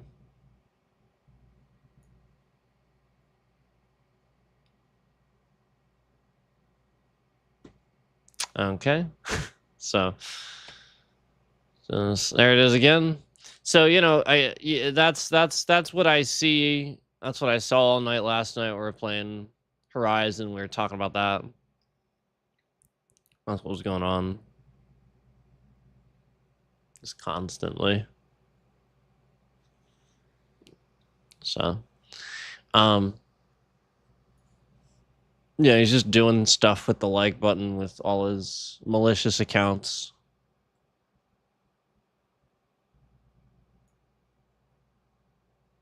And then we've seen evidence too of people reporting that they're actually like their likes, like actual people too, not just like him and his bots saying that. Because I think he said that a couple of times too, but it's definitely happened to me where I've seen my likes come off of things I've liked elsewhere, and then I have to like them again. That I have seen. So it's rational to think that it's happening. You get what I'm saying? Like elsewhere. There's other people.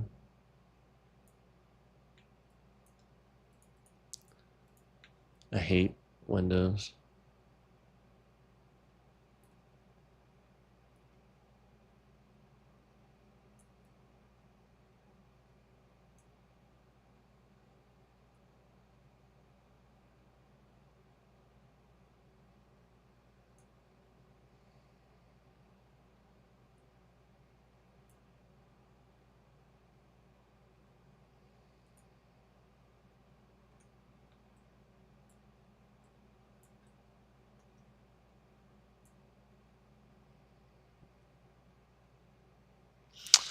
So anyway, we were talking about the FBI stuff. And the way they have used manipulations before. If you remember in the beginning, that's what we were talking about.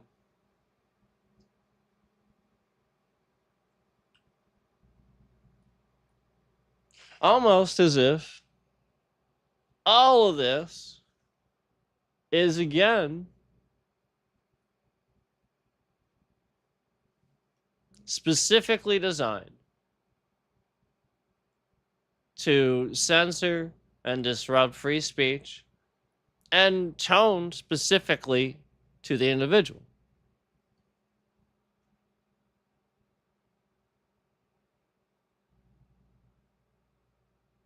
So, we've touched on this before, but it is important to remember that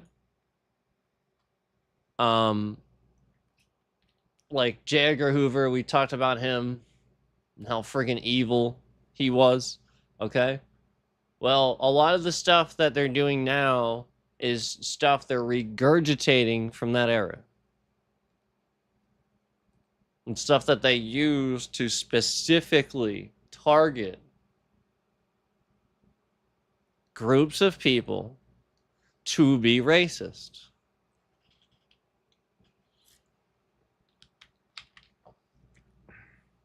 Not that they were already, but targeting them to be that way.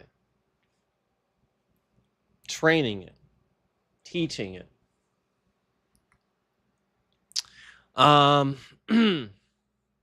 So, with that being said, can you summarize and remind me of everything in the past that has been declassified and come out about how the FBI used to suppress civil rights or free speech issues in general? So again, we're asking for a summary of how the FBI took advantage or suppressed civil rights or free speech issues in general in the past? That is what we are asking. Boy, do we get a long ass answer as the summary. I'll give you a historically grounded overview, focusing on declassified or officially revealed FBI programs and documents rather than rumors. I'll separate confirmed facts from broader implications. Yes, the big picture is that a lot of what once sounded like conspiracy theory is now documented history. The FBI, especially under J. Edgar Hoover, used surveillance, infiltration, disinformation, blackmail, and legal harassment against civil rights, black liberation, anti-war, socialist, indigenous, Puerto Rican independence, Chicano, Muslim, and other political free speech movements. This is not just from memoirs or speculation. It comes from FBI files, FOIA releases, court cases, and the 1970s Church Committee investigation, which found broad intelligence abuses by the FBI and other agencies. The FBI itself now hosts a COINTELPRO archive, noting that COINTELPRO began in 1956 as a counterintelligence program. The core program, COINTELPRO, stood for Counterintelligence Program. It began in 1956, first aimed at the Communist Party USA, but expanded to domestic political movements. Its purpose was not merely to watch groups, it was to disrupt, discredit, divide, and neutralize them. The Church Committee later described FBI domestic intelligence abuses as a major threat to constitutional rights, and First Amendment scholars summarized the committee's conclusion as finding that COINTELPRO was aimed at undermining First Amendment activity. The tactics that came out in official records included surveillance, wiretaps, bugs, informants, mail covers, physical monitoring, and files on lawful activists. Infiltration, placing informants inside organizations to report on members, shape internal decisions, and sow distrust. Disinformation, anonymous letters, forged documents, fake rumors, planted stories, and attempts to pit groups against each other. Character assassination, leaking or threatening to leak embarrassing personal information to donors, churches, employers, universities, journalists, and political allies. Legal and bureaucratic harassment, arrests, grand jury subpoenas, tax pressure, employment pressure, and using investigations themselves as punishment. Movement disruption, preventing coalitions, isolating leaders, breaking up alliances, and discouraging people from joining movements. Martin Luther King Jr. and the SCLC. One of the clearest examples is the FBI's campaign against Dr. Martin Luther King Jr. According to Stanford's King Institute, the FBI began monitoring King in December 1955 during the Montgomery bus boycott, and later engaged in covert operations against him throughout the 1960s. Hoover believed King was influenced by communists, but FBI surveillance produced no proof of communist control. The FBI wiretapped King's home and the Southern Christian Leadership Conference offices after authorization from Attorney General Robert Kennedy in 1963. Hoover then escalated efforts to discredit King among supporters, churches, funders, government officials, and the media. The most infamous item is the 1964 anonymous FBI letter to King, often called the suicide letter. It was sent with audio material intended to shame or blackmail him. The unredacted version became public decades later. Historians widely treat it as one of the starkest examples of FBI abuse against a civil rights leader.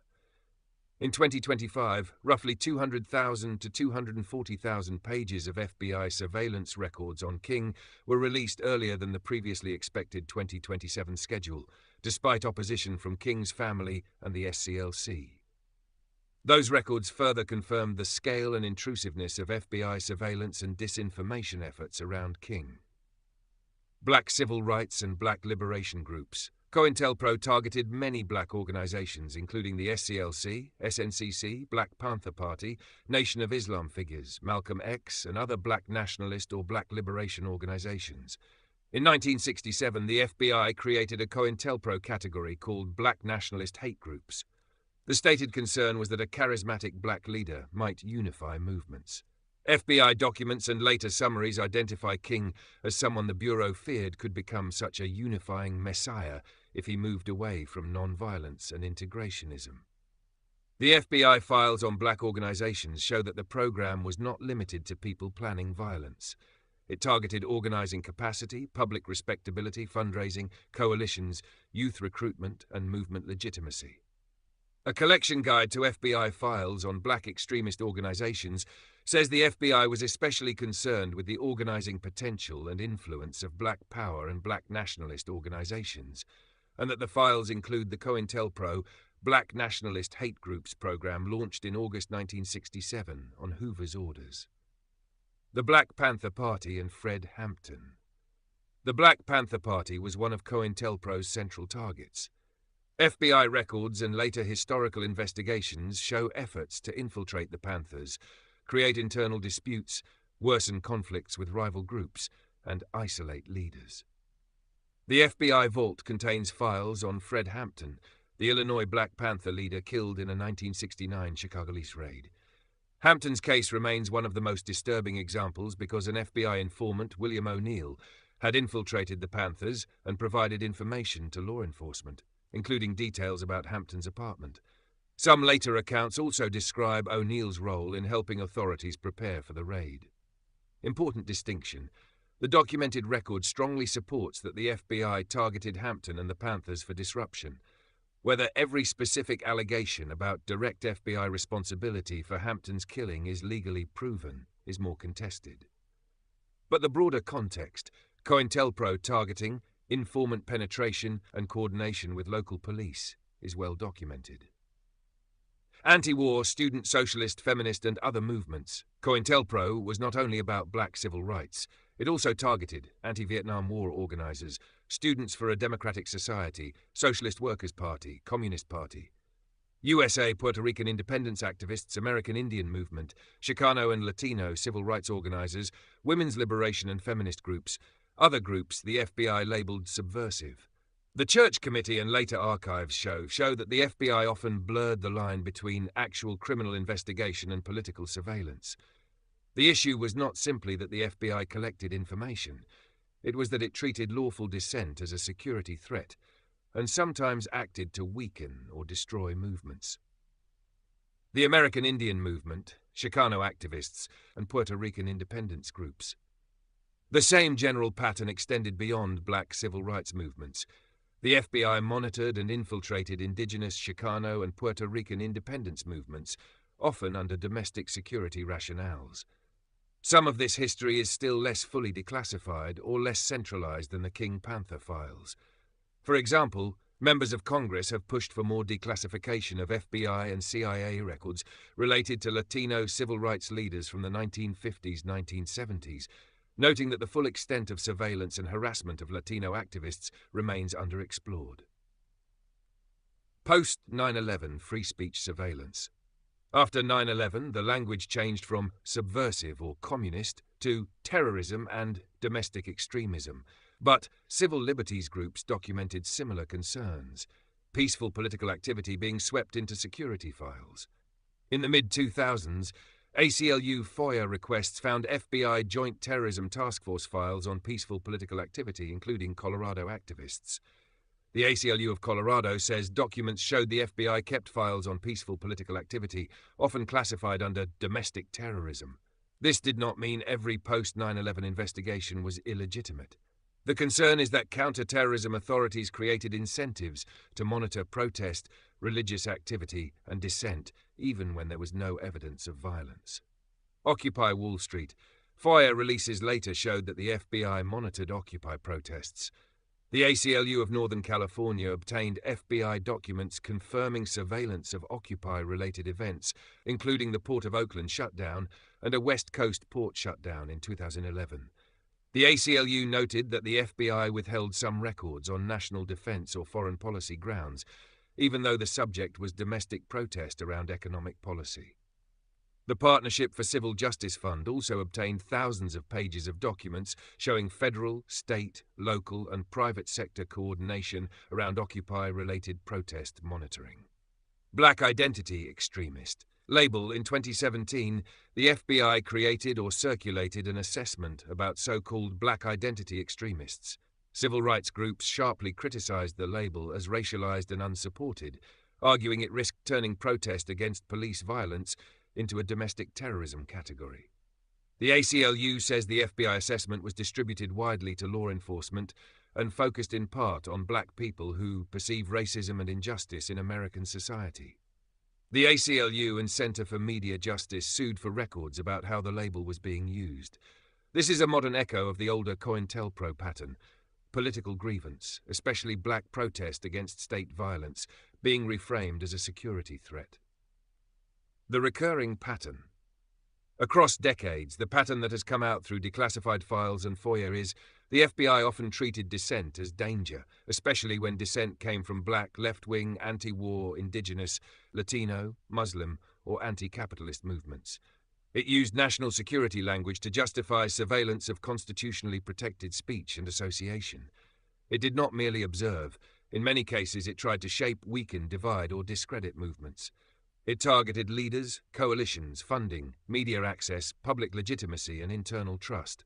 It often relied on vague labels: subversive, communist-influenced, black nationalist hate, domestic terrorism, extremist. What to remember in one sentence?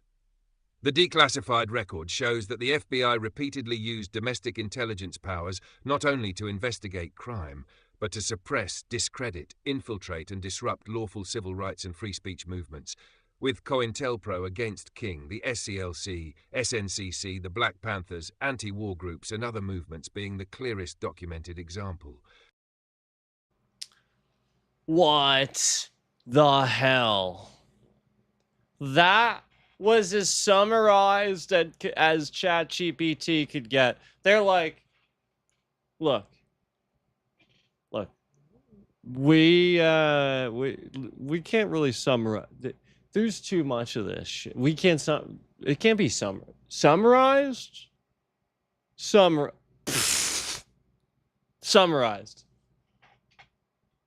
All right, we'll try. Yeah. Every point here I think is important. Holy shit.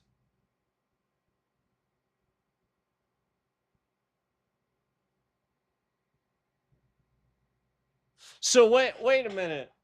I thought, isn't, correct me if I'm wrong, but isn't the director of the FBI, isn't Kash Patel, isn't he supposed to, he like half something, right? Like he's got color to his skin, right? Like he is not white as shit, right? Like he's not pasty. That dude is a man of color, and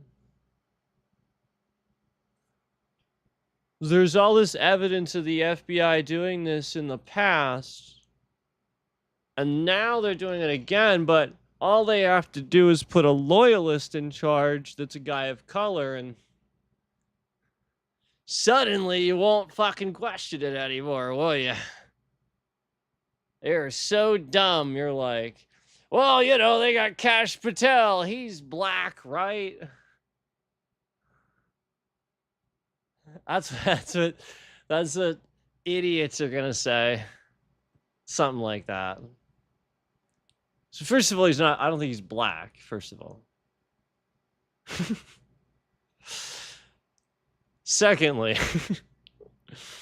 I think he's half something. And that's dude's like the whitest half something that I know. Okay. So, and look, not qualified at all. No qualification. What's his qualification for the highest position in law enforcement?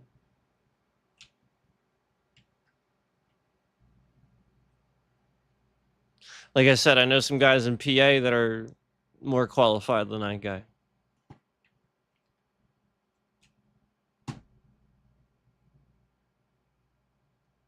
What?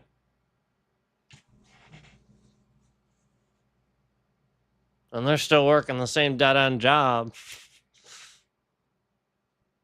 And this guy just graduated to the top of the everything. So, why?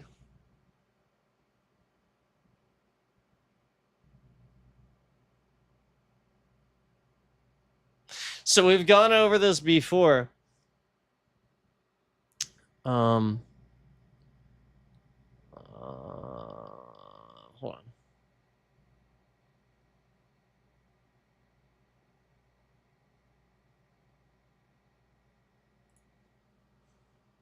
So we've gone over this before, but I think it's important to remember this, okay, and sort of keep this,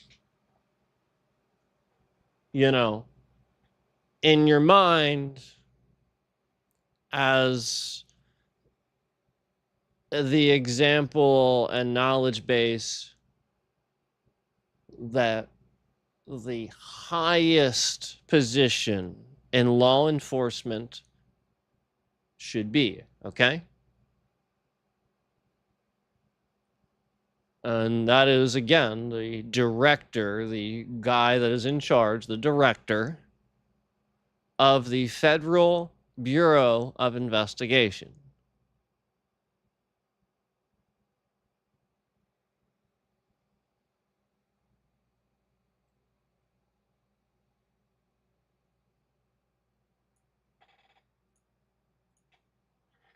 Here's a clear, factual breakdown of what the Director of the Federal Bureau of Investigation, FBI, actually receives, including salary, benefits, protections, privileges, and ethics safeguards designed to prevent abuse of power.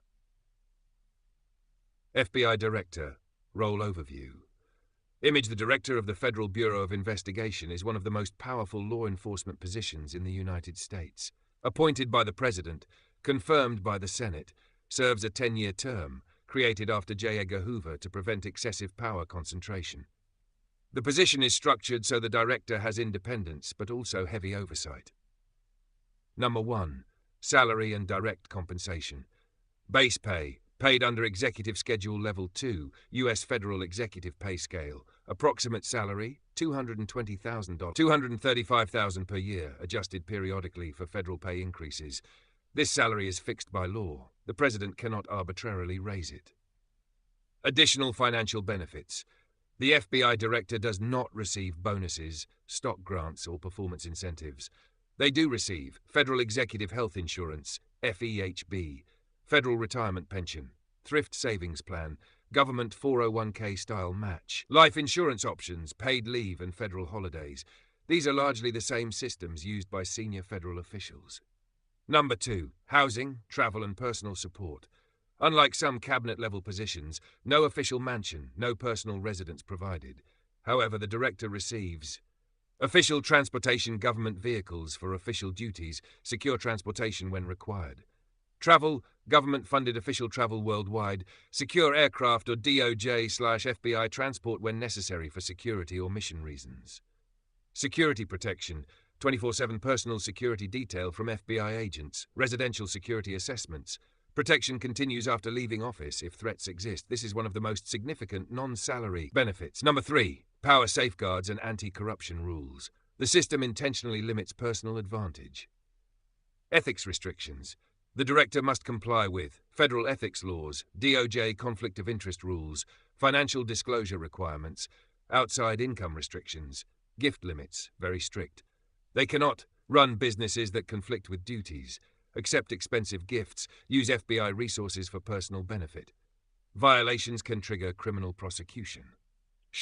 Financial transparency. Each year the director files public financial disclosure reports, asset and income declarations, conflict of interest reviews. This transparency is meant to prevent hidden enrichment. Number 4. Institutional independence protections. The director receives structural protections, not perks. Fixed 10-year term, longer than a presidential term, designed to prevent political pressure, can be removed only by the president, rare and controversial. Direct access, briefs the president and Congress, controls FBI investigative priorities within law. These are powers tied strictly to the office, not personal privileges. Number 5. Prestige and professional advantages, non-financial. While not official benefits, the role carries enormous professional value. Highest prestige position in US law enforcement. Lifetime national recognition, high-level security clearance, continued influence in national security circles after service, major speaking and academic opportunities post-tenure. Number 6. What the FBI director does not get, compared with myths about powerful officials. No lifetime salary, no private jet for personal use, no secret wealth fund, no immunity from criminal law, no automatic lifetime security clearance, no personal control over prosecutions. They remain legally accountable like any federal official. Number 7. Oversight. Why abuse is hard. The director is monitored by multiple institutions simultaneously. Department of Justice leadership, congressional oversight committees, inspector general investigations, federal courts, internal FBI compliance offices. Media scrutiny. Power is intentionally fragmented. In short, the FBI director receives a high but regulated federal executive salary, strong security protections, and standard senior government benefits, but far fewer personal perks than many private sector CEOs. The system emphasizes independence, accountability, not luxury. If you want, I can also explain how the FBI director's benefits compare to the CIA director, attorney general, or president. The differences are actually very interesting. Listen, I'll be honest with you. The way that's set up is perfection. The FBI can operate, excuse me, as efficiently as they have been, probably because of how damn efficient this entire thing is surrounding the director. Where that guy needs to be the epitome of ethics.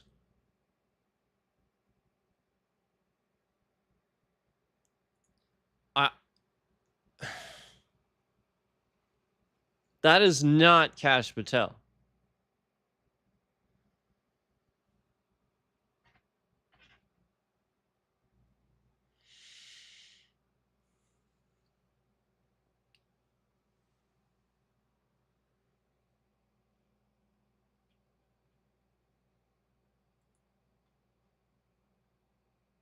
Let me remind you of what Kash Patel did do.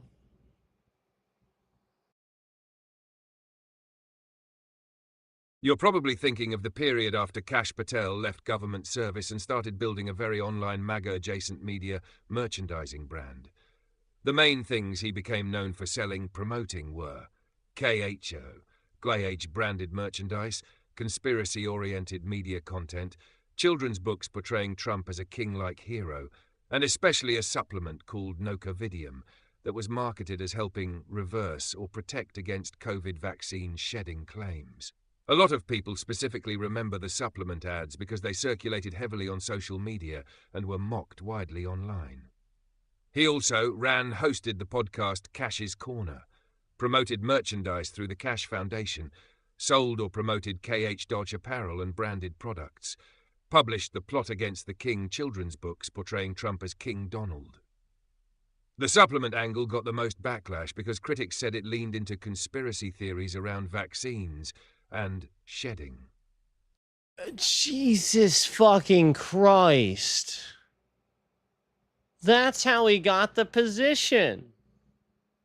This guy sat here and campaigned for Trump's wallet by being one of the scammiest douchebags. Oh, Jesus. Wake up. It's disgusting. A supplement called Nocovidium that was marketed as helping reverse or protect against COVID vaccine? The vaccine shedding claims? What the fuck? What a disgusting person. That's a scam. Like, look, listen. I tell people they're fucking retarded because I want to help and I hope that they become educated on the thing that I'm saying, because out of irritation, they go look it up and then find out I'm right and then just shut up about it or something. But this guy sits here and takes advantage of fucking stupid people. That's the difference. The difference is what you do with it. Do you not understand that?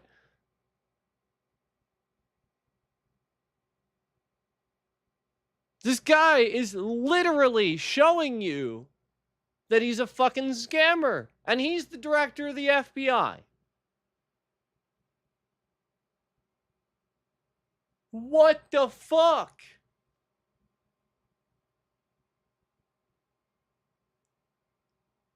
I mean, this guy was probably running half the scams on fucking Facebook before he was the director of the FBI. That's probably why all this shit's happening.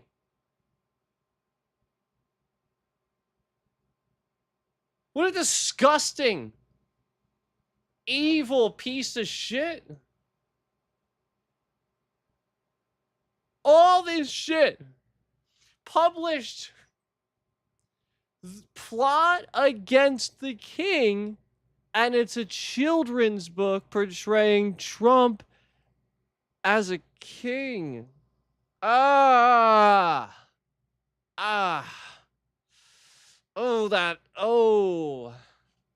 you should care about that. That one's not giving your kids freedom to choose. That's trying to instruct them when they're falling asleep that Donald is king. Fucking Christ.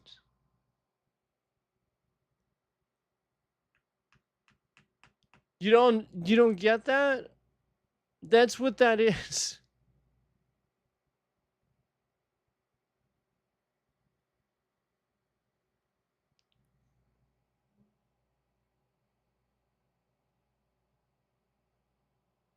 It's a kid's book.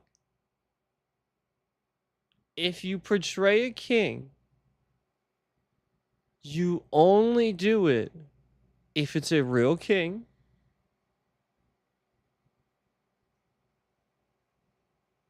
or an imaginary one. You do not pick a real person and portray them as king. How can people not understand that? Do you not get that? He's a real person.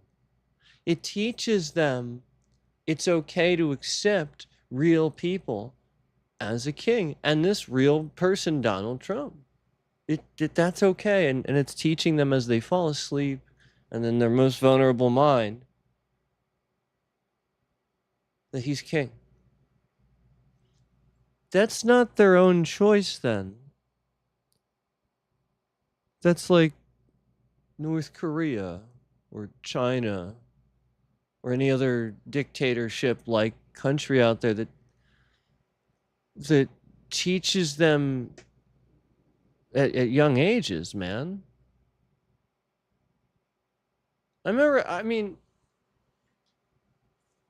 already told you about the lady that defected from North Korea that talked about how, she opened, like, I didn't realize how young it went back, but she opened my eyes to that. I've told you about this before, but I'm gonna repeat it because it's brilliant. I mean, you shouldn't do this, obviously, but it's brilliant that she told us. And the point is that even in like the most basic of textbooks, like this is, like she said, this is sort of how their math problems went. Okay, they instruct the kids at a young age to hate Americans so much that Their math problems are worded like this. If you have 3 American bastards and you take 2 American bastards away, how many American bastards do you have left?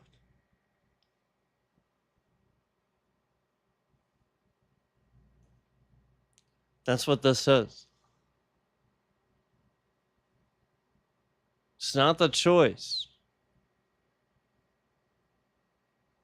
to accept it or not.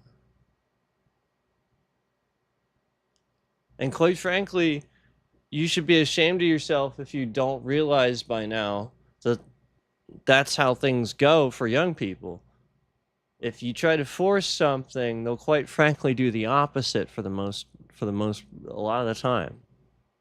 Because you're being radical about it. You're trying to force it. It's a person. They're learning.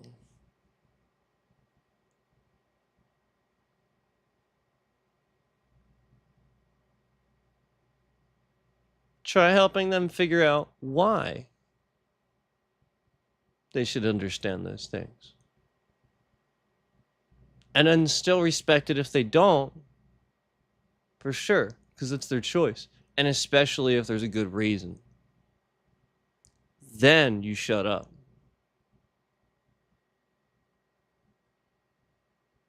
Okay? They are people.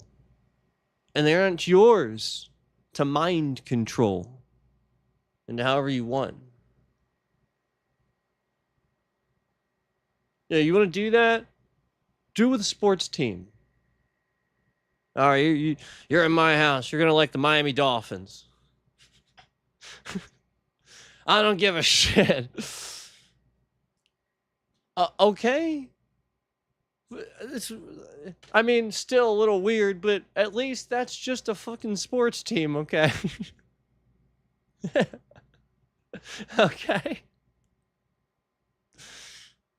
Please don't do it with shit that matters. That don't fucking matter. Oh God, the NFL hates me. I'm just kidding. That's a joke.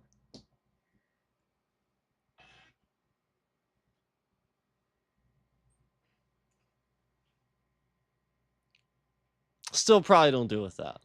But I'm just saying. Oh yeah, super chat, yeah.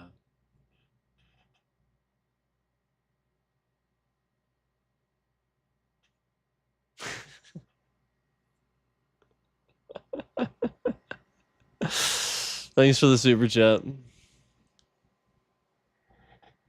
So, drugs super chatted $2 and says, "You're right about all open chat. We can't explain." So I'm not gonna open chat. Sorry. Nice try though.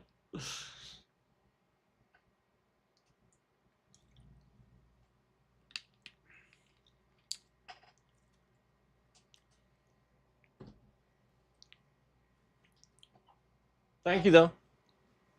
Thank you. $2 is $2. Appreciate it.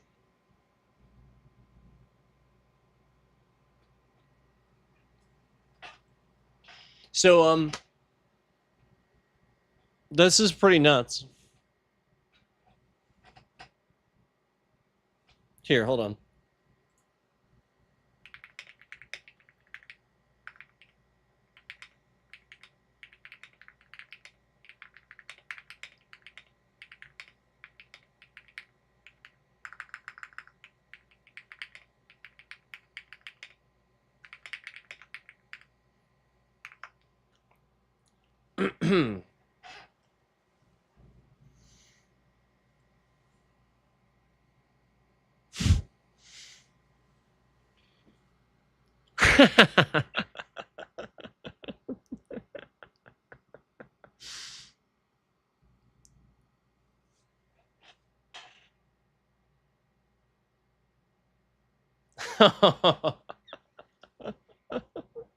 All right.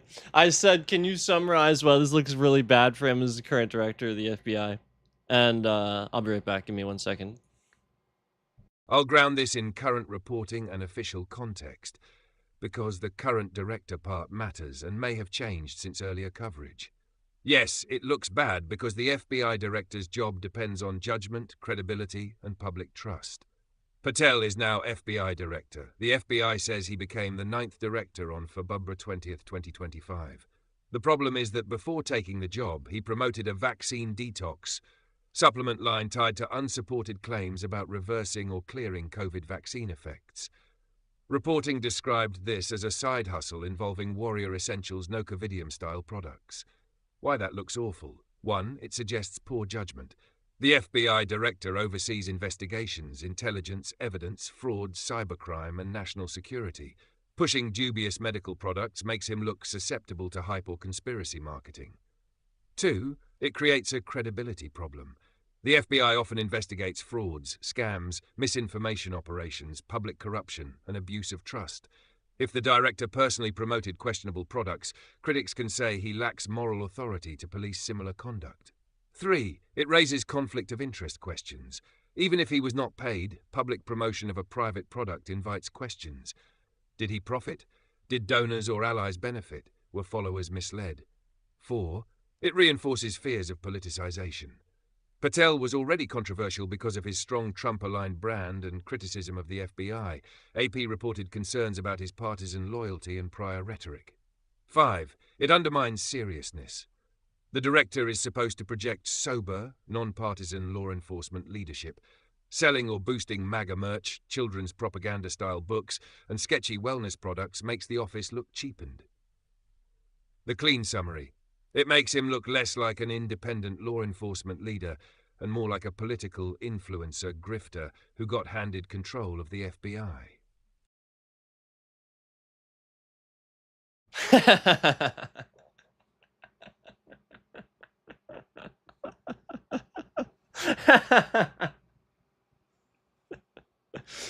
Damn.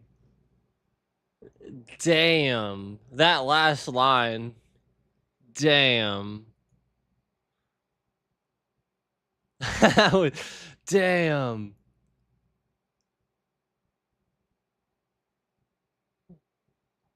The clean summary. It makes him look less like an independent law enforcement leader and more like a political influencer grifter who got handed control of the FBI. Imagine that. Exactly what I thought too. Who the fuck is this guy?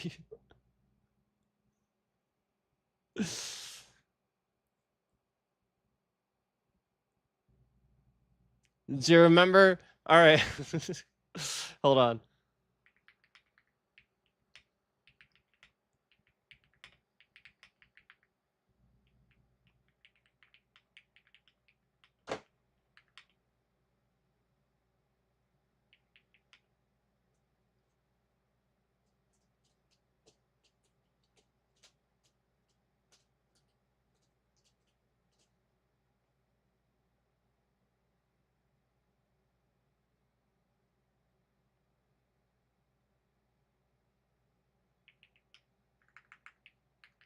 I was thinking.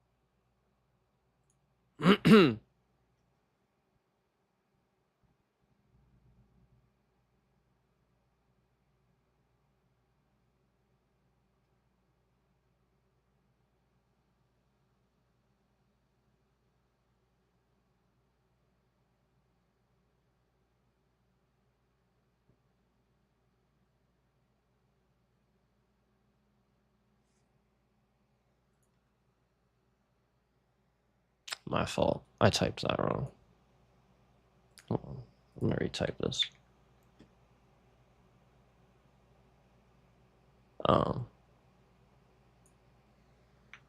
Why did I do that?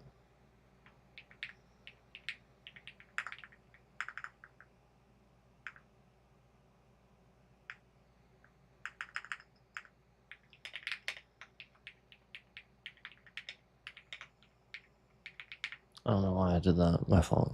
Hold on a sec. I typed the wrong thing. That's probably because I stopped us halfway through, started thinking, and then, yeah, I probably just changed my thought and didn't correct it. I don't even know why I typed that. It gave totally a really weird answer, so I need to correct this. Sorry. I just literally typed something wrong.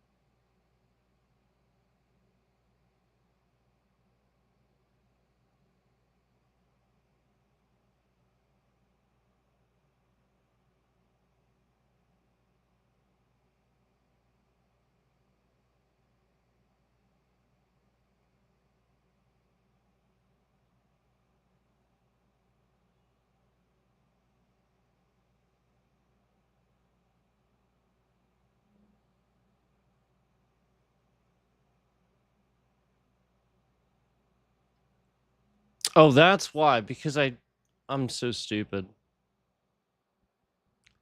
I was thinking, man, I literally was thinking Pam Bondi, and I meant to ask this about. I kept typing Pete Hegseth. Pete Hegseth is Secretary of Defense. Oh my God! Hold on. Give me a sec. I'm so sorry.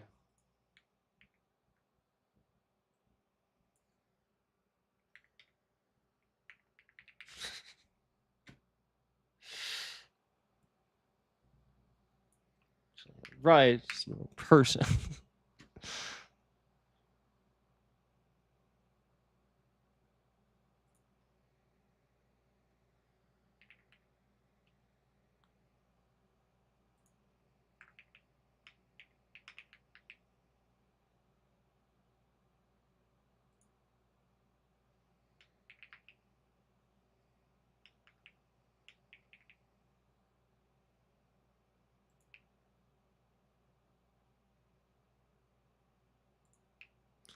All right. Hopefully, I'll get a.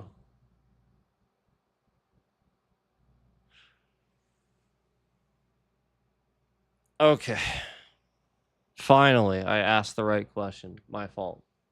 Whew. First, I stopped mid-statement and changed what I was going to ask, and then didn't change part of the sentence, and then asked it and went, ah, crap. That was a really... So, like, I gave a weird answer, and I was like, wait, why did... And then I looked at I was like, oh, I didn't change that.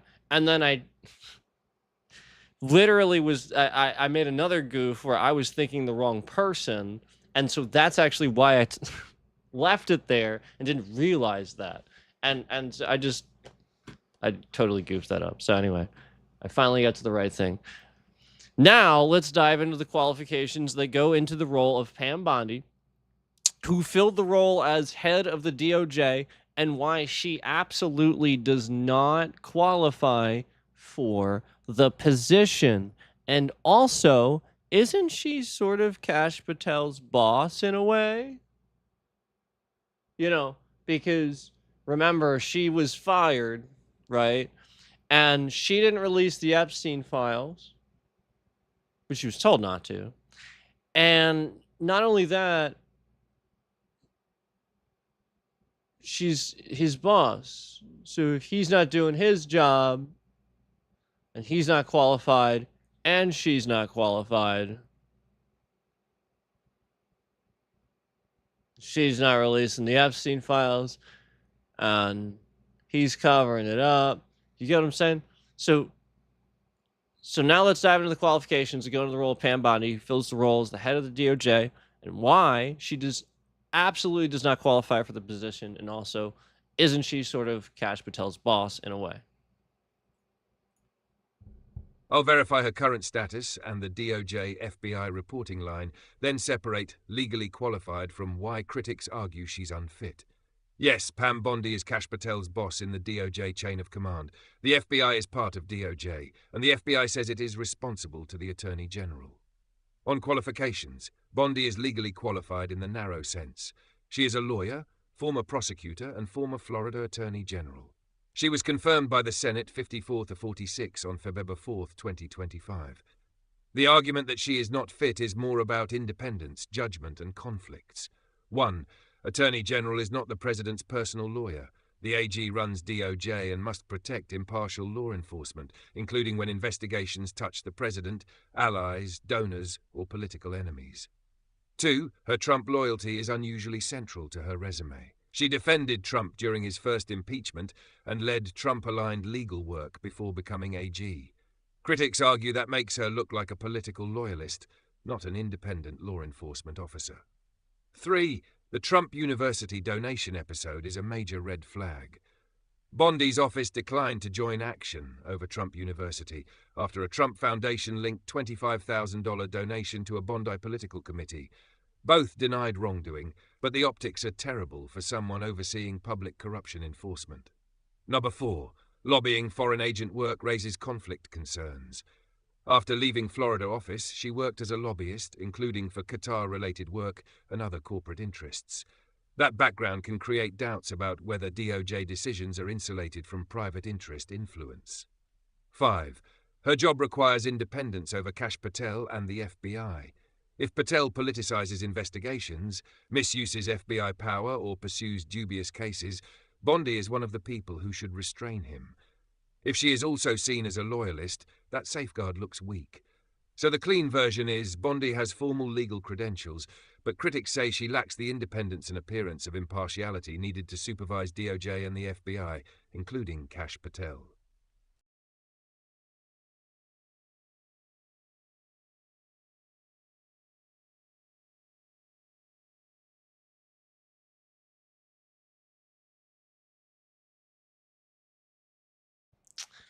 So there it is. That was actually better than I was hoping for. Thought that is a very good answer. And again, while she has those those very narrow legal credentials, that 54-46. That is a very 46 people vote against you. Is that what that's saying? I think that's what that's saying. 46 people voted against.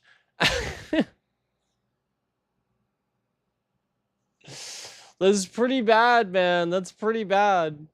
And so like this is the point. She's head of the DOJ, Trump loyalist. I mean, like, just all this looks bad. She doesn't release the Epstein files. She's on drugs.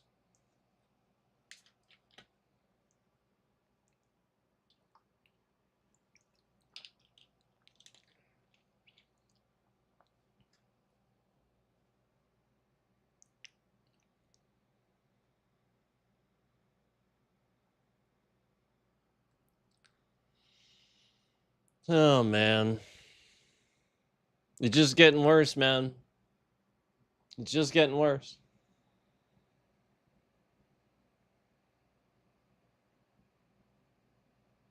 We have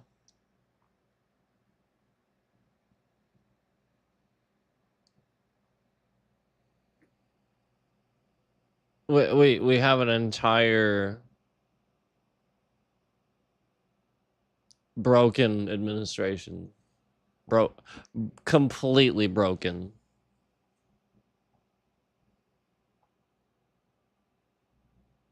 And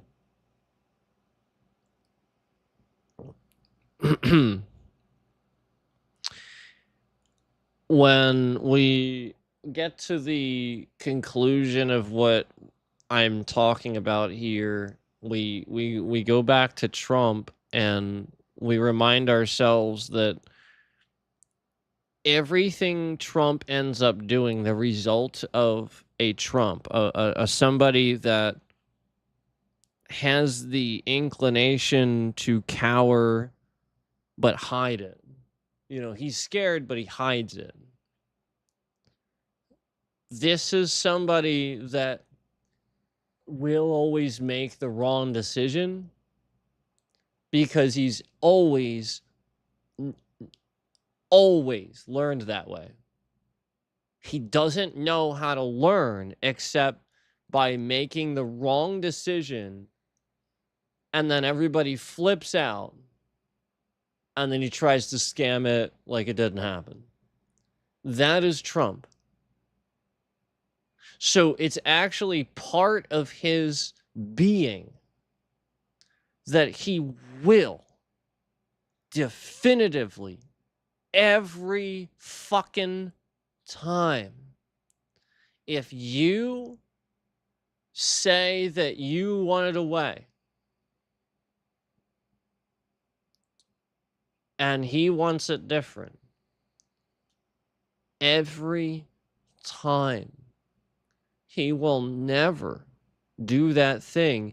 He will inherently, just organically, always pick his way because that is how he learns. He knows he is wrong, but it's programmed for him to create a defense mechanism out of again telling himself he isn't. So he does know that, but he just tells himself that he isn't so that he feels safer. And then this is a loop in his mind where he's gonna now double down on not being wrong. And it round and round and round it goes. So at the end conclusion, what you get out of that is you will always get the person that gives you the complete polar opposite of everything you want.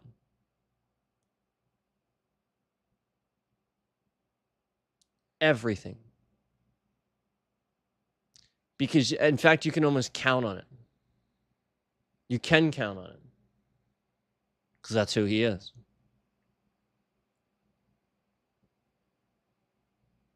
He sees it happen to everybody else and goes, okay, I won't do that thing. And as long as he's safe, in his world, everybody else is fine. As long as he's safe. He truly probably believes that too. He might actually believe that, which would explain some of the Jesus kind of things where he thinks he's like the second coming and stuff. He really might actually convince himself of these things.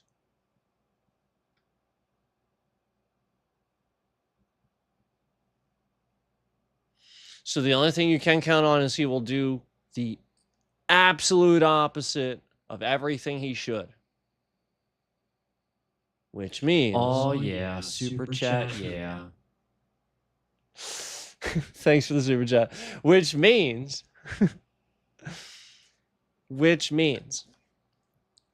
that you need to look at everything he's done and consider the polar opposite of whatever we did. And then analyze the outcome if you do that. That's all.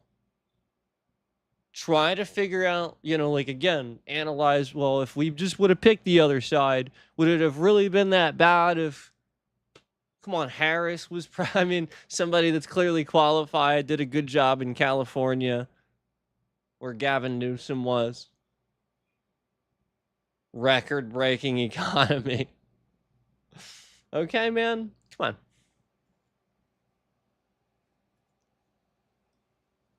It's always been this. It's always been this complete polar opposite in Trump's head, and yeah, like I said, even he himself thinks it's not the case. He thinks he's right and stuff, you know, and obviously that's nobody. That's no one.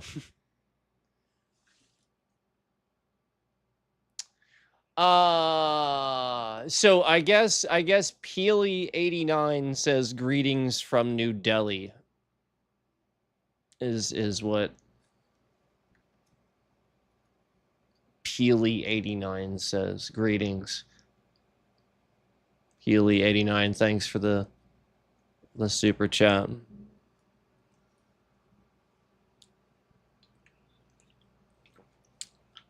I figured it reads it on the screen, so I don't need to read it every time, but I figured I would read yours since you, but you know, since we're not really doing much. If I'm playing a game, I'll try, but like that's why it's there, you know, like if I'm playing a game, you know, we can you know, if people want to, you know, that's why it's there in case I miss it.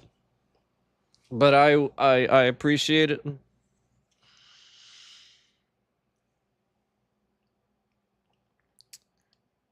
So,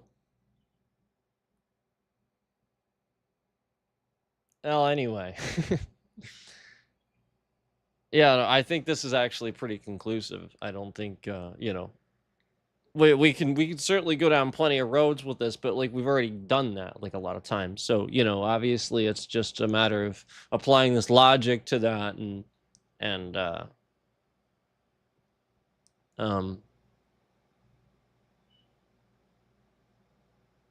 you'll arrive at the right answer. And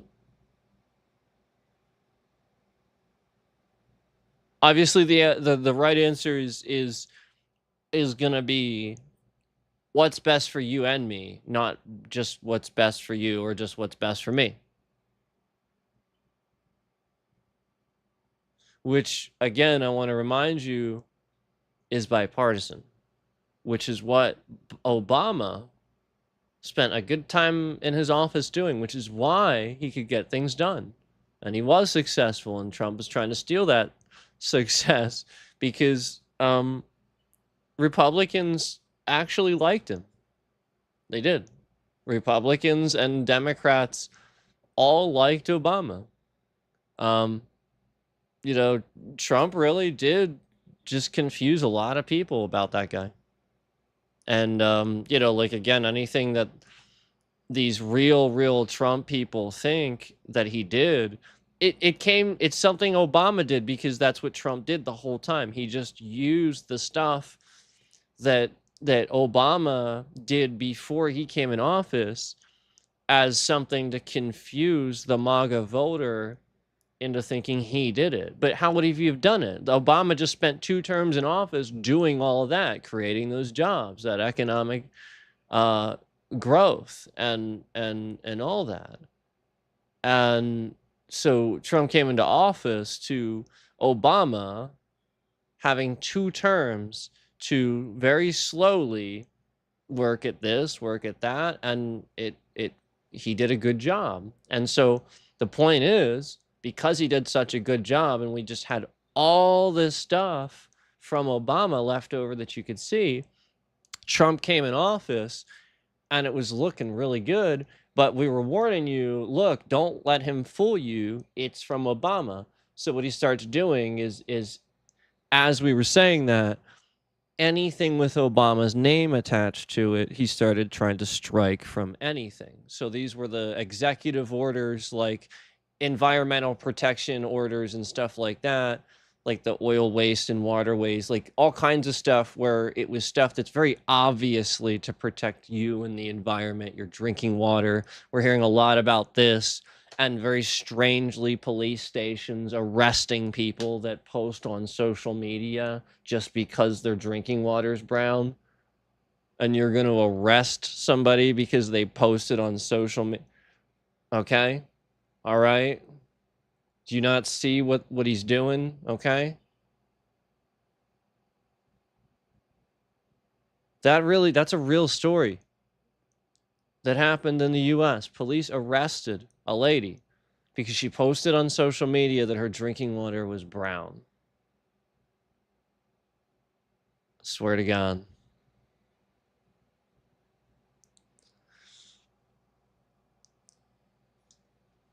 So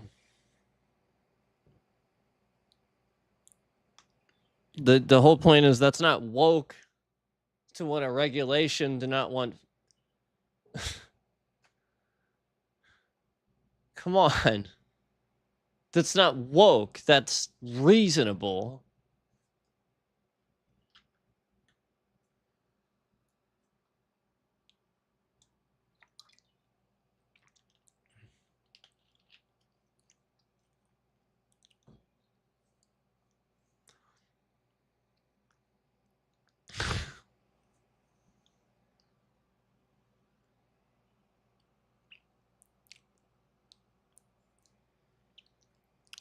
So yeah, that's what he did with all the stuff with Obama, with his name attached to it. Anything he couldn't get rid of, he tried to endlessly continue to take credit for.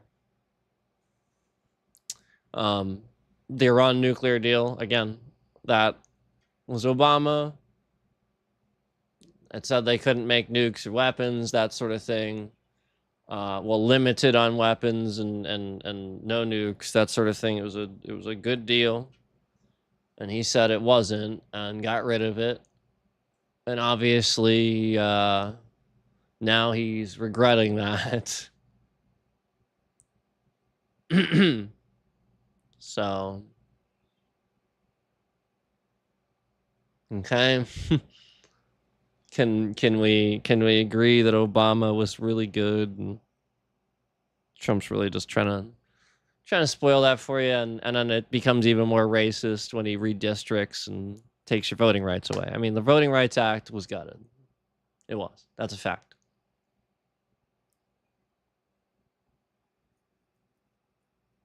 That's so racist. There's nothing else to call that. That's just racist. So, I mean, come on. Recognize it for what it is at this point. Please.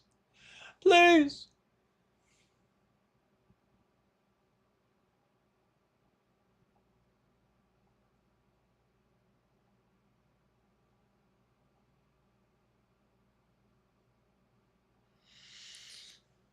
I would have loved to see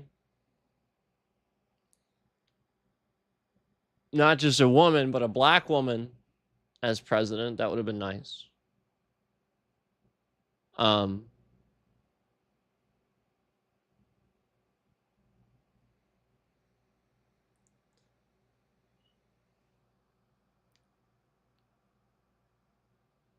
just, people are so hateful.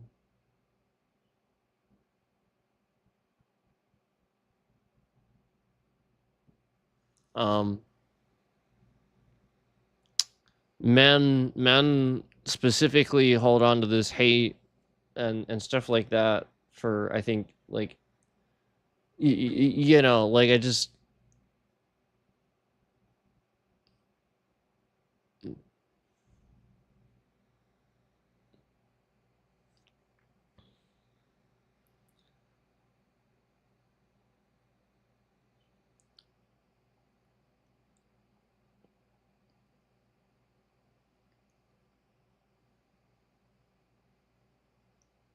I don't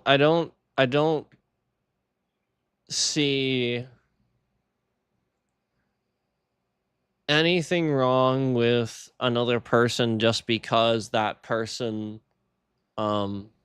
has different you know, body parts. I don't understand what people think the differences of that person's life would teach them, except if anything, just differences. Like, again, if anything, women have it harder and are stronger in a lot of ways than men have to be emotionally. So you get what I'm saying? I don't understand, because like, again, every month women have a thing, okay?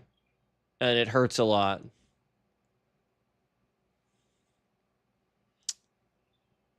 And you don't got to deal with even that, but never mind the uncomfortable, I mean, like, it's a pressure for them. They got to have long hair, they got to always wear makeup. You don't understand that. It's a social pressure. Everybody does, so they must. They got to shave their legs, they got to shave their armpits. Do you think about that stuff, or you're guys, so you probably don't.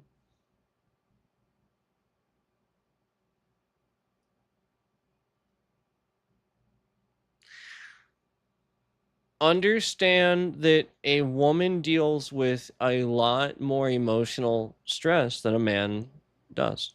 Social pressure. They do. And they get over it because they have to. Because another man that's a boss will be like, well, you're fired if you...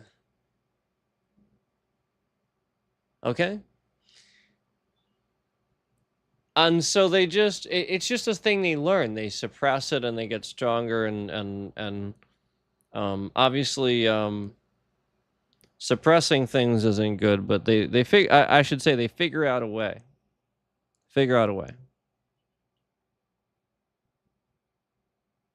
They deal with it, I should say. And the point is that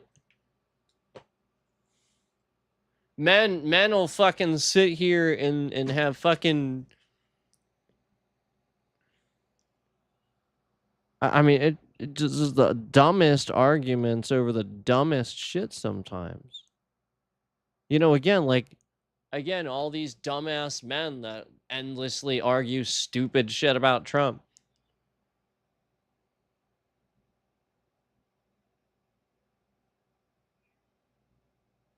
Yeah, I really think that a lot of the women that are doing this, they're following the husband or something like that and want to support the husband.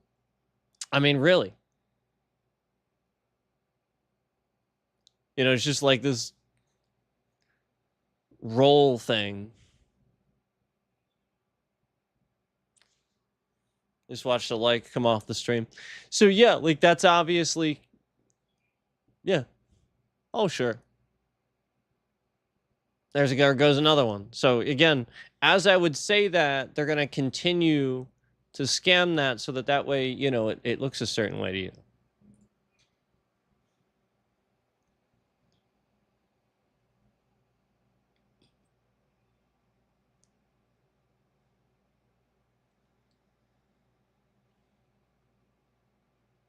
Yep. 11, 10, 11, 10.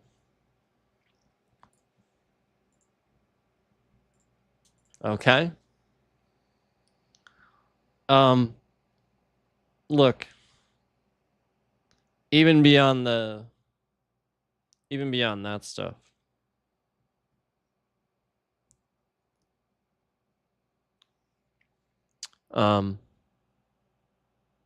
you should look at a woman just like a person. Like, you don't... This is the problem men have.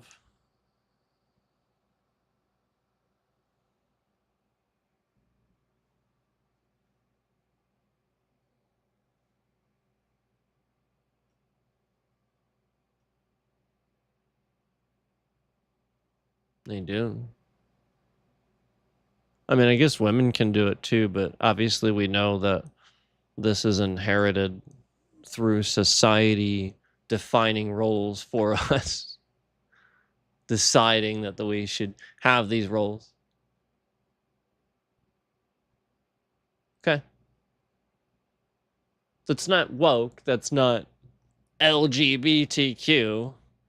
That's just those people that, because they are obviously gay, would deal with exactly that situation. That's it. It's literally that simple. And you're all just like, oh, well, they're just emotional, or you're going to have some dumb thing that you're going to say to label or bully this group of people. But that's all you're doing. And it doesn't make it true. It just means that group of people deals with it because society has already had these roles, and you think that way. You wouldn't think that way if we didn't have the roles. Okay?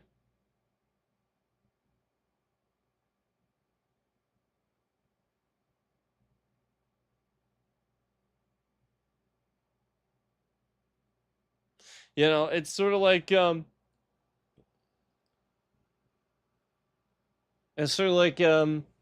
know, if some jackass would tell somebody something inappropriate, instead of confirming whether that young person knows about the inappropriate thing or not. Instead, they just ask them a question that's totally inappropriate. And now, the young person, what do? They're going to start asking every adult this inappropriate thing that this other adult asked them about because they don't understand it. What the hell is that? And now it starts trickling down. Where'd they hear it? They got it from somewhere. Ah! But it was planted by that asshole cop that goes around asking random questions to incriminate people. And he knows this. It's a tactic. So he just asks a young person a very disgusting question because he knows that young person doesn't actually know anything about these sorts of things, and they will repeat it. That's it.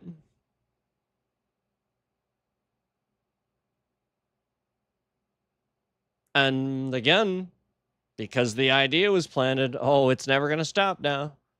And that person did it. Because instead of them just kind of shielding them from it and not asking them about it and sort of dancing around it, asking them different questions, you asked it directly. Oh, and conveniently, you'll then ask adults indirect questions that would incriminate and has nothing to do with them, but with a child, you'll ask them a direct question. Huh. Does that sound like a responsible adult to you? Or does that sound like somebody that's trying to manipulate children?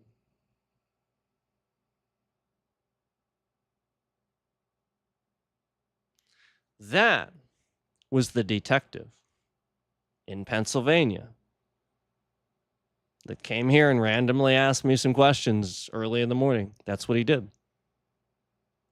To try to supposedly confirm something or something like that. Now, I don't know what the answer was, but apparently this asshole detective randomly asked a very young individual about sexually related things, planning it in their head. And this young individual already had emotional problems and mental issues, like learning disability and stuff like that. So what do you think they're going to do? That is disgusting. That's the kind of policing we're talking about. That's the kind of man that follows the example of an orange jackass. That's not a man that follows an example of somebody that is respectful about things. That's somebody that's deceptive.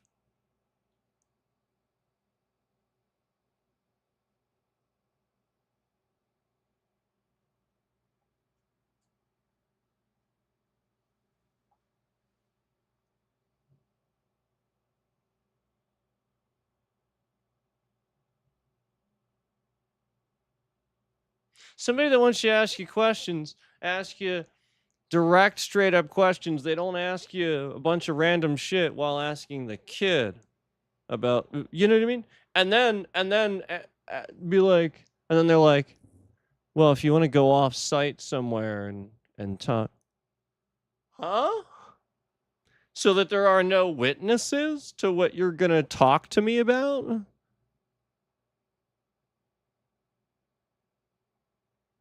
What? That doesn't sound like you're doing your job.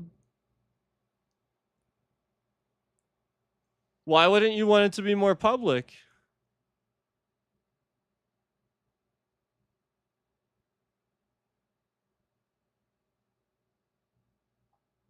So this is kind of my point. If these people cared about transparency, and similar with other court cases, you're not protecting the victim.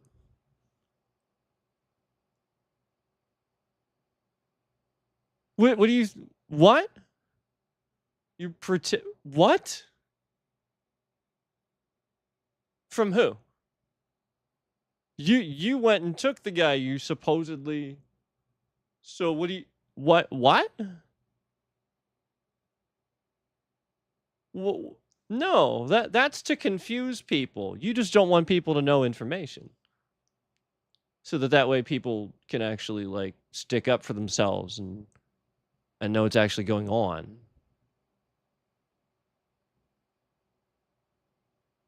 You wanted as little information as possible so that you could just make up as much as possible. That's exactly what Donald Trump does. In every court case and every ridiculous legal shit that he does and gets out of, that's it. It's literally all that. I swear to God, it's literally all that. It is all stuff like that. Exactly like what was going on in this situation. And inconveniently, the scammer that's doxing the information of like all these people, this person involved in this, again, that person is the conveniently the person, you know, the person it's actually happening to, that their life is thrown away. That this scammer is doxing that person and going around online as them.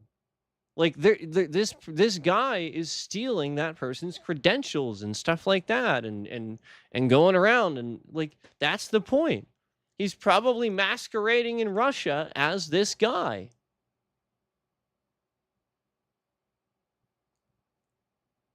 Okay, it's not like you can't.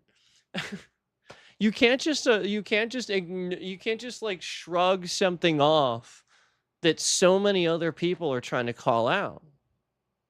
You have to be willing to see all sides of it instead of just, you know, this completely narrow-minded BS version of what you want to see. Okay? I personally would have loved to see Pete Buttigieg. That's who I wanted. I wanted Pete Buttigieg because I think he's extremely smart. But nobody else wanted him. I don't know why. I think it would have been a genius pick. I don't think you should do that this time.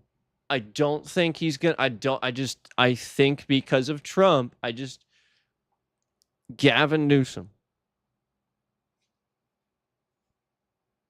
Okay, I believe in that guy, and Again, believe in his numbers. Believe in what he did. Believe in the facts.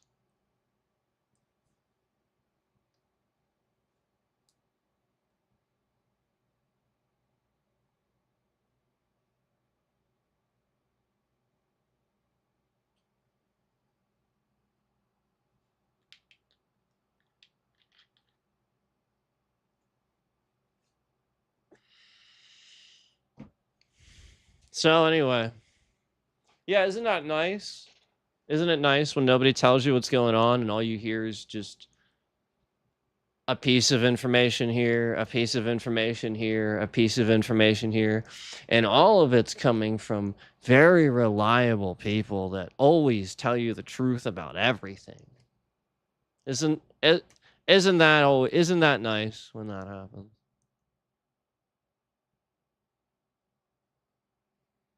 So, you know, uh there's definitely something to be said about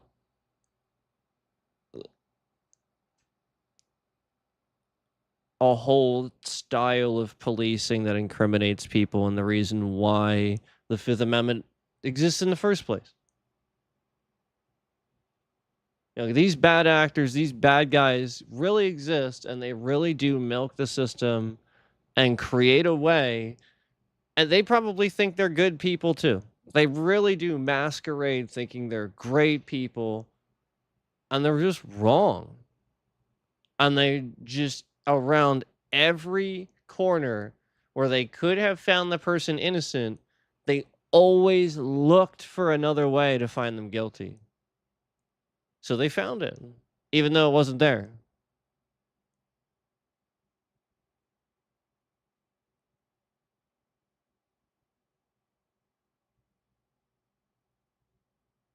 You know what's sad?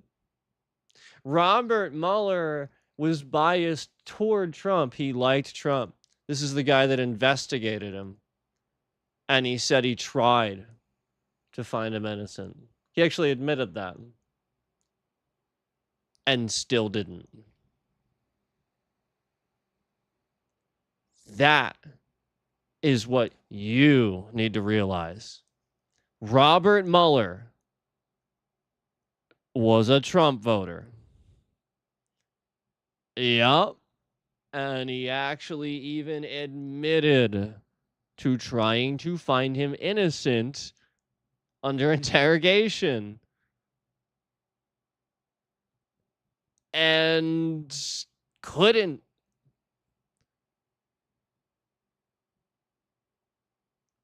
In fact, that was when Robert Mueller himself found him guilty on like 28 accounts or something. And then he got like 11 more or something like that later or something like that.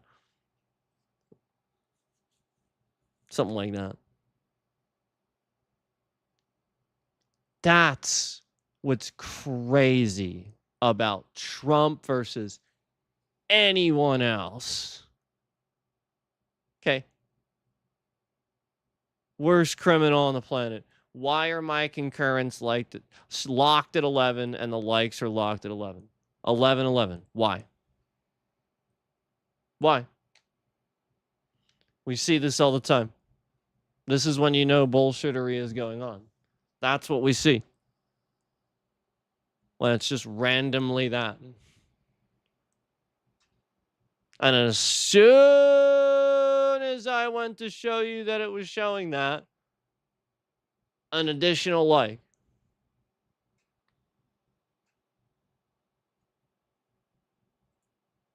There it is.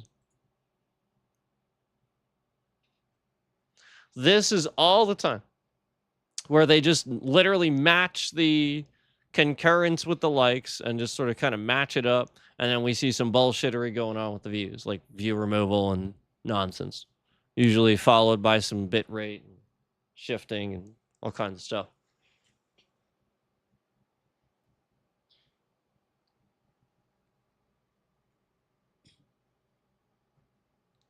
So anyway, Donald Trump's a complete fucking dickhead.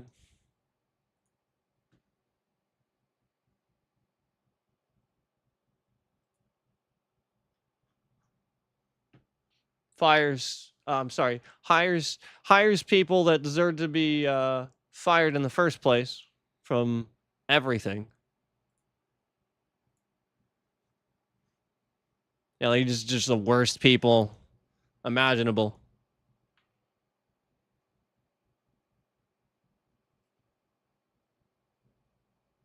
And me, the guy that calls bullshit out, because I am sick and tired of people making shit up. This, and then I find shit out later. It's not, no. The truth all the fucking time now. No matter how fucking blunt it is. I'm done with this shit. And,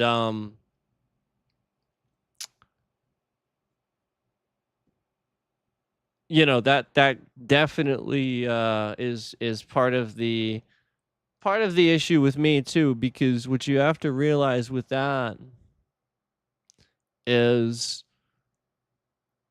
they're going to recognize that I'm going to, you know, have an ability, you know, like just to kind of like do that, you know, and I'm going to want to do that. So they're not going to, you know what I mean? Like they're going to know that I'm going to sit here and I'm going to call left and right. And so like that, you know, that's that censorship where they, you know, they definitely don't want somebody out there that's just calling out bullshit. They don't want that because they're the bullshit.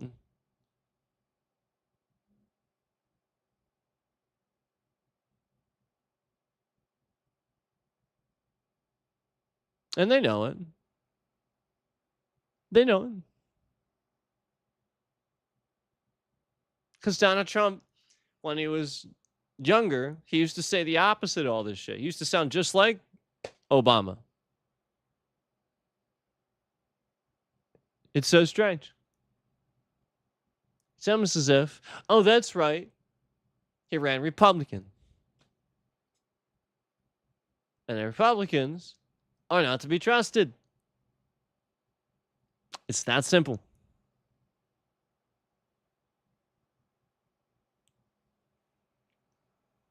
I mean, I've kind of told you this before, but it all just sort of kind of comes full circle right back to that, doesn't it?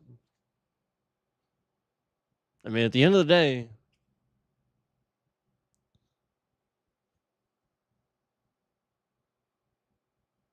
that's who's doing it. They are the majority power, and they're making all the decisions. Democrats can't do anything if they're not a majority. So don't say, what do you do? Again, they can't do anything if they're not majority. The Republicans are majority, and they're giving all their power to Trumpy Trump orange-faced jackass. They're not representing you. They're just representing the king. So I would really question that. Where like there might be a small group of Republicans that has a lot of money that's working with terrorists here in the U.S.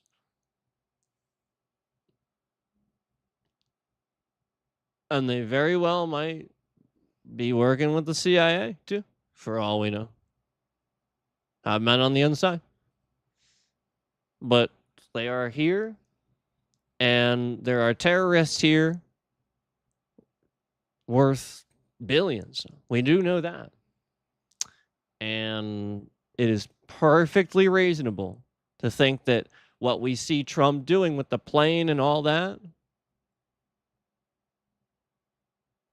well, that might be him making a huge mistake.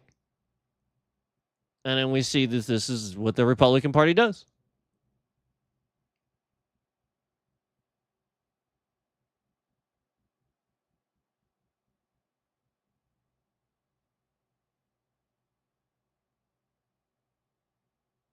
So something tells me that some terrorist group has control over the CIA, and they're trapping Trump in this thing where he's really never allowed to leave his stupid little Trump format, and he has to be endlessly hateful.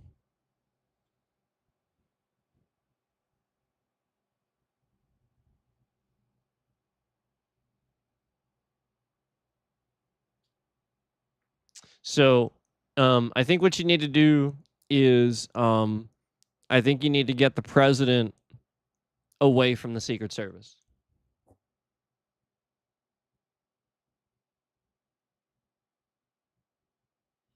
I think that the FBI needs to come in, and they need to bring in military police, and they need to work with the military police. And again, not the FBI, but the military police need to come in, and they need to investigate and vet every single Secret Service agent. Because, listen,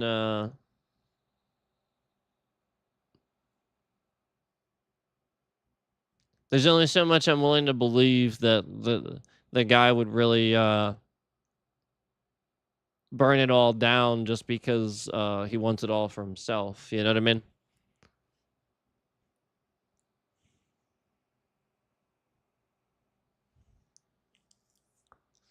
So, listen, a lot of this stuff now, the lawyer and I talked about this, and we talked about a lot of different things and stuff I can't necessarily say, but you can say there's always a lot of different things happening at any given time now because there's a lot of distractions, okay? So yeah. So that in itself should tell you that maybe some of these distractions really are terrorists distracting you from what's actually going on with that man. And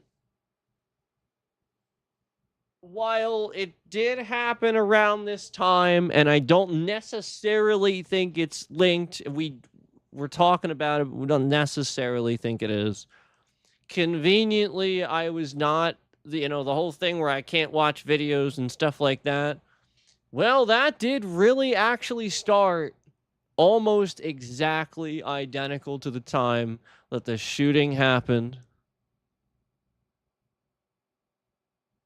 near the White House.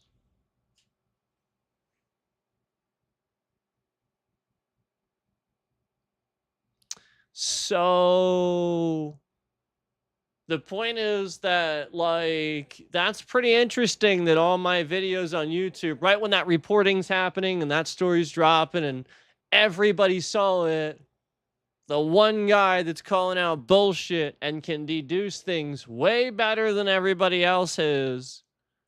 I called out the fact that there was ink written on that bullet, yet the bullet was on sitting on a rooftop in the rain and there wasn't even smeared. Are you kidding me? I mean, that's genius calling that out. Nobody's talking about it.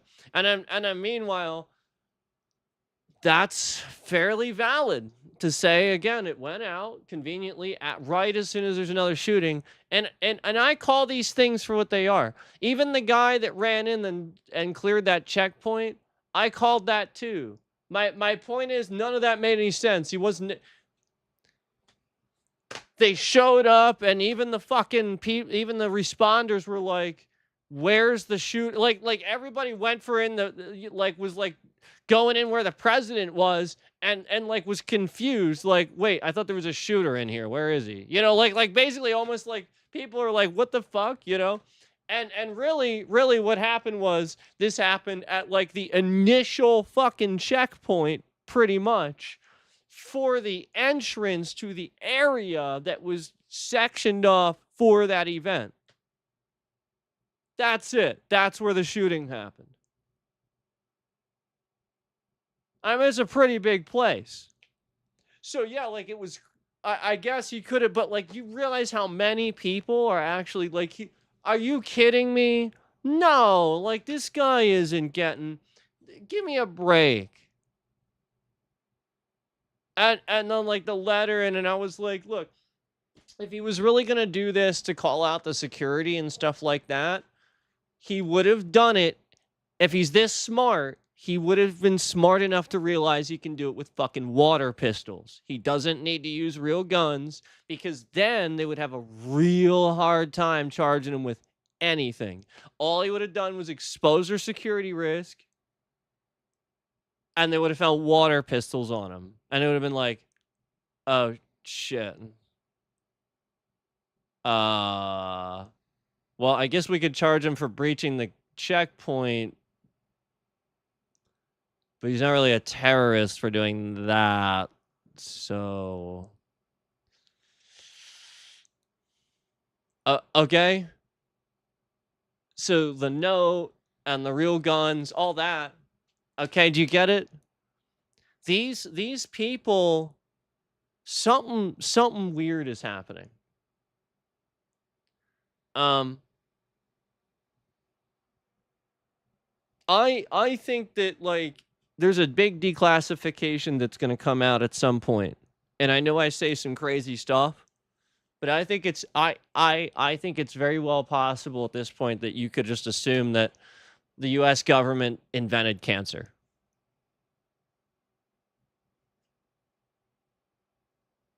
You know, like stuff like that. Like not intentionally, but I know it sounds like intentional, but like by accident. Oops, MK Ultra was a mistake. You know, like stuff like that.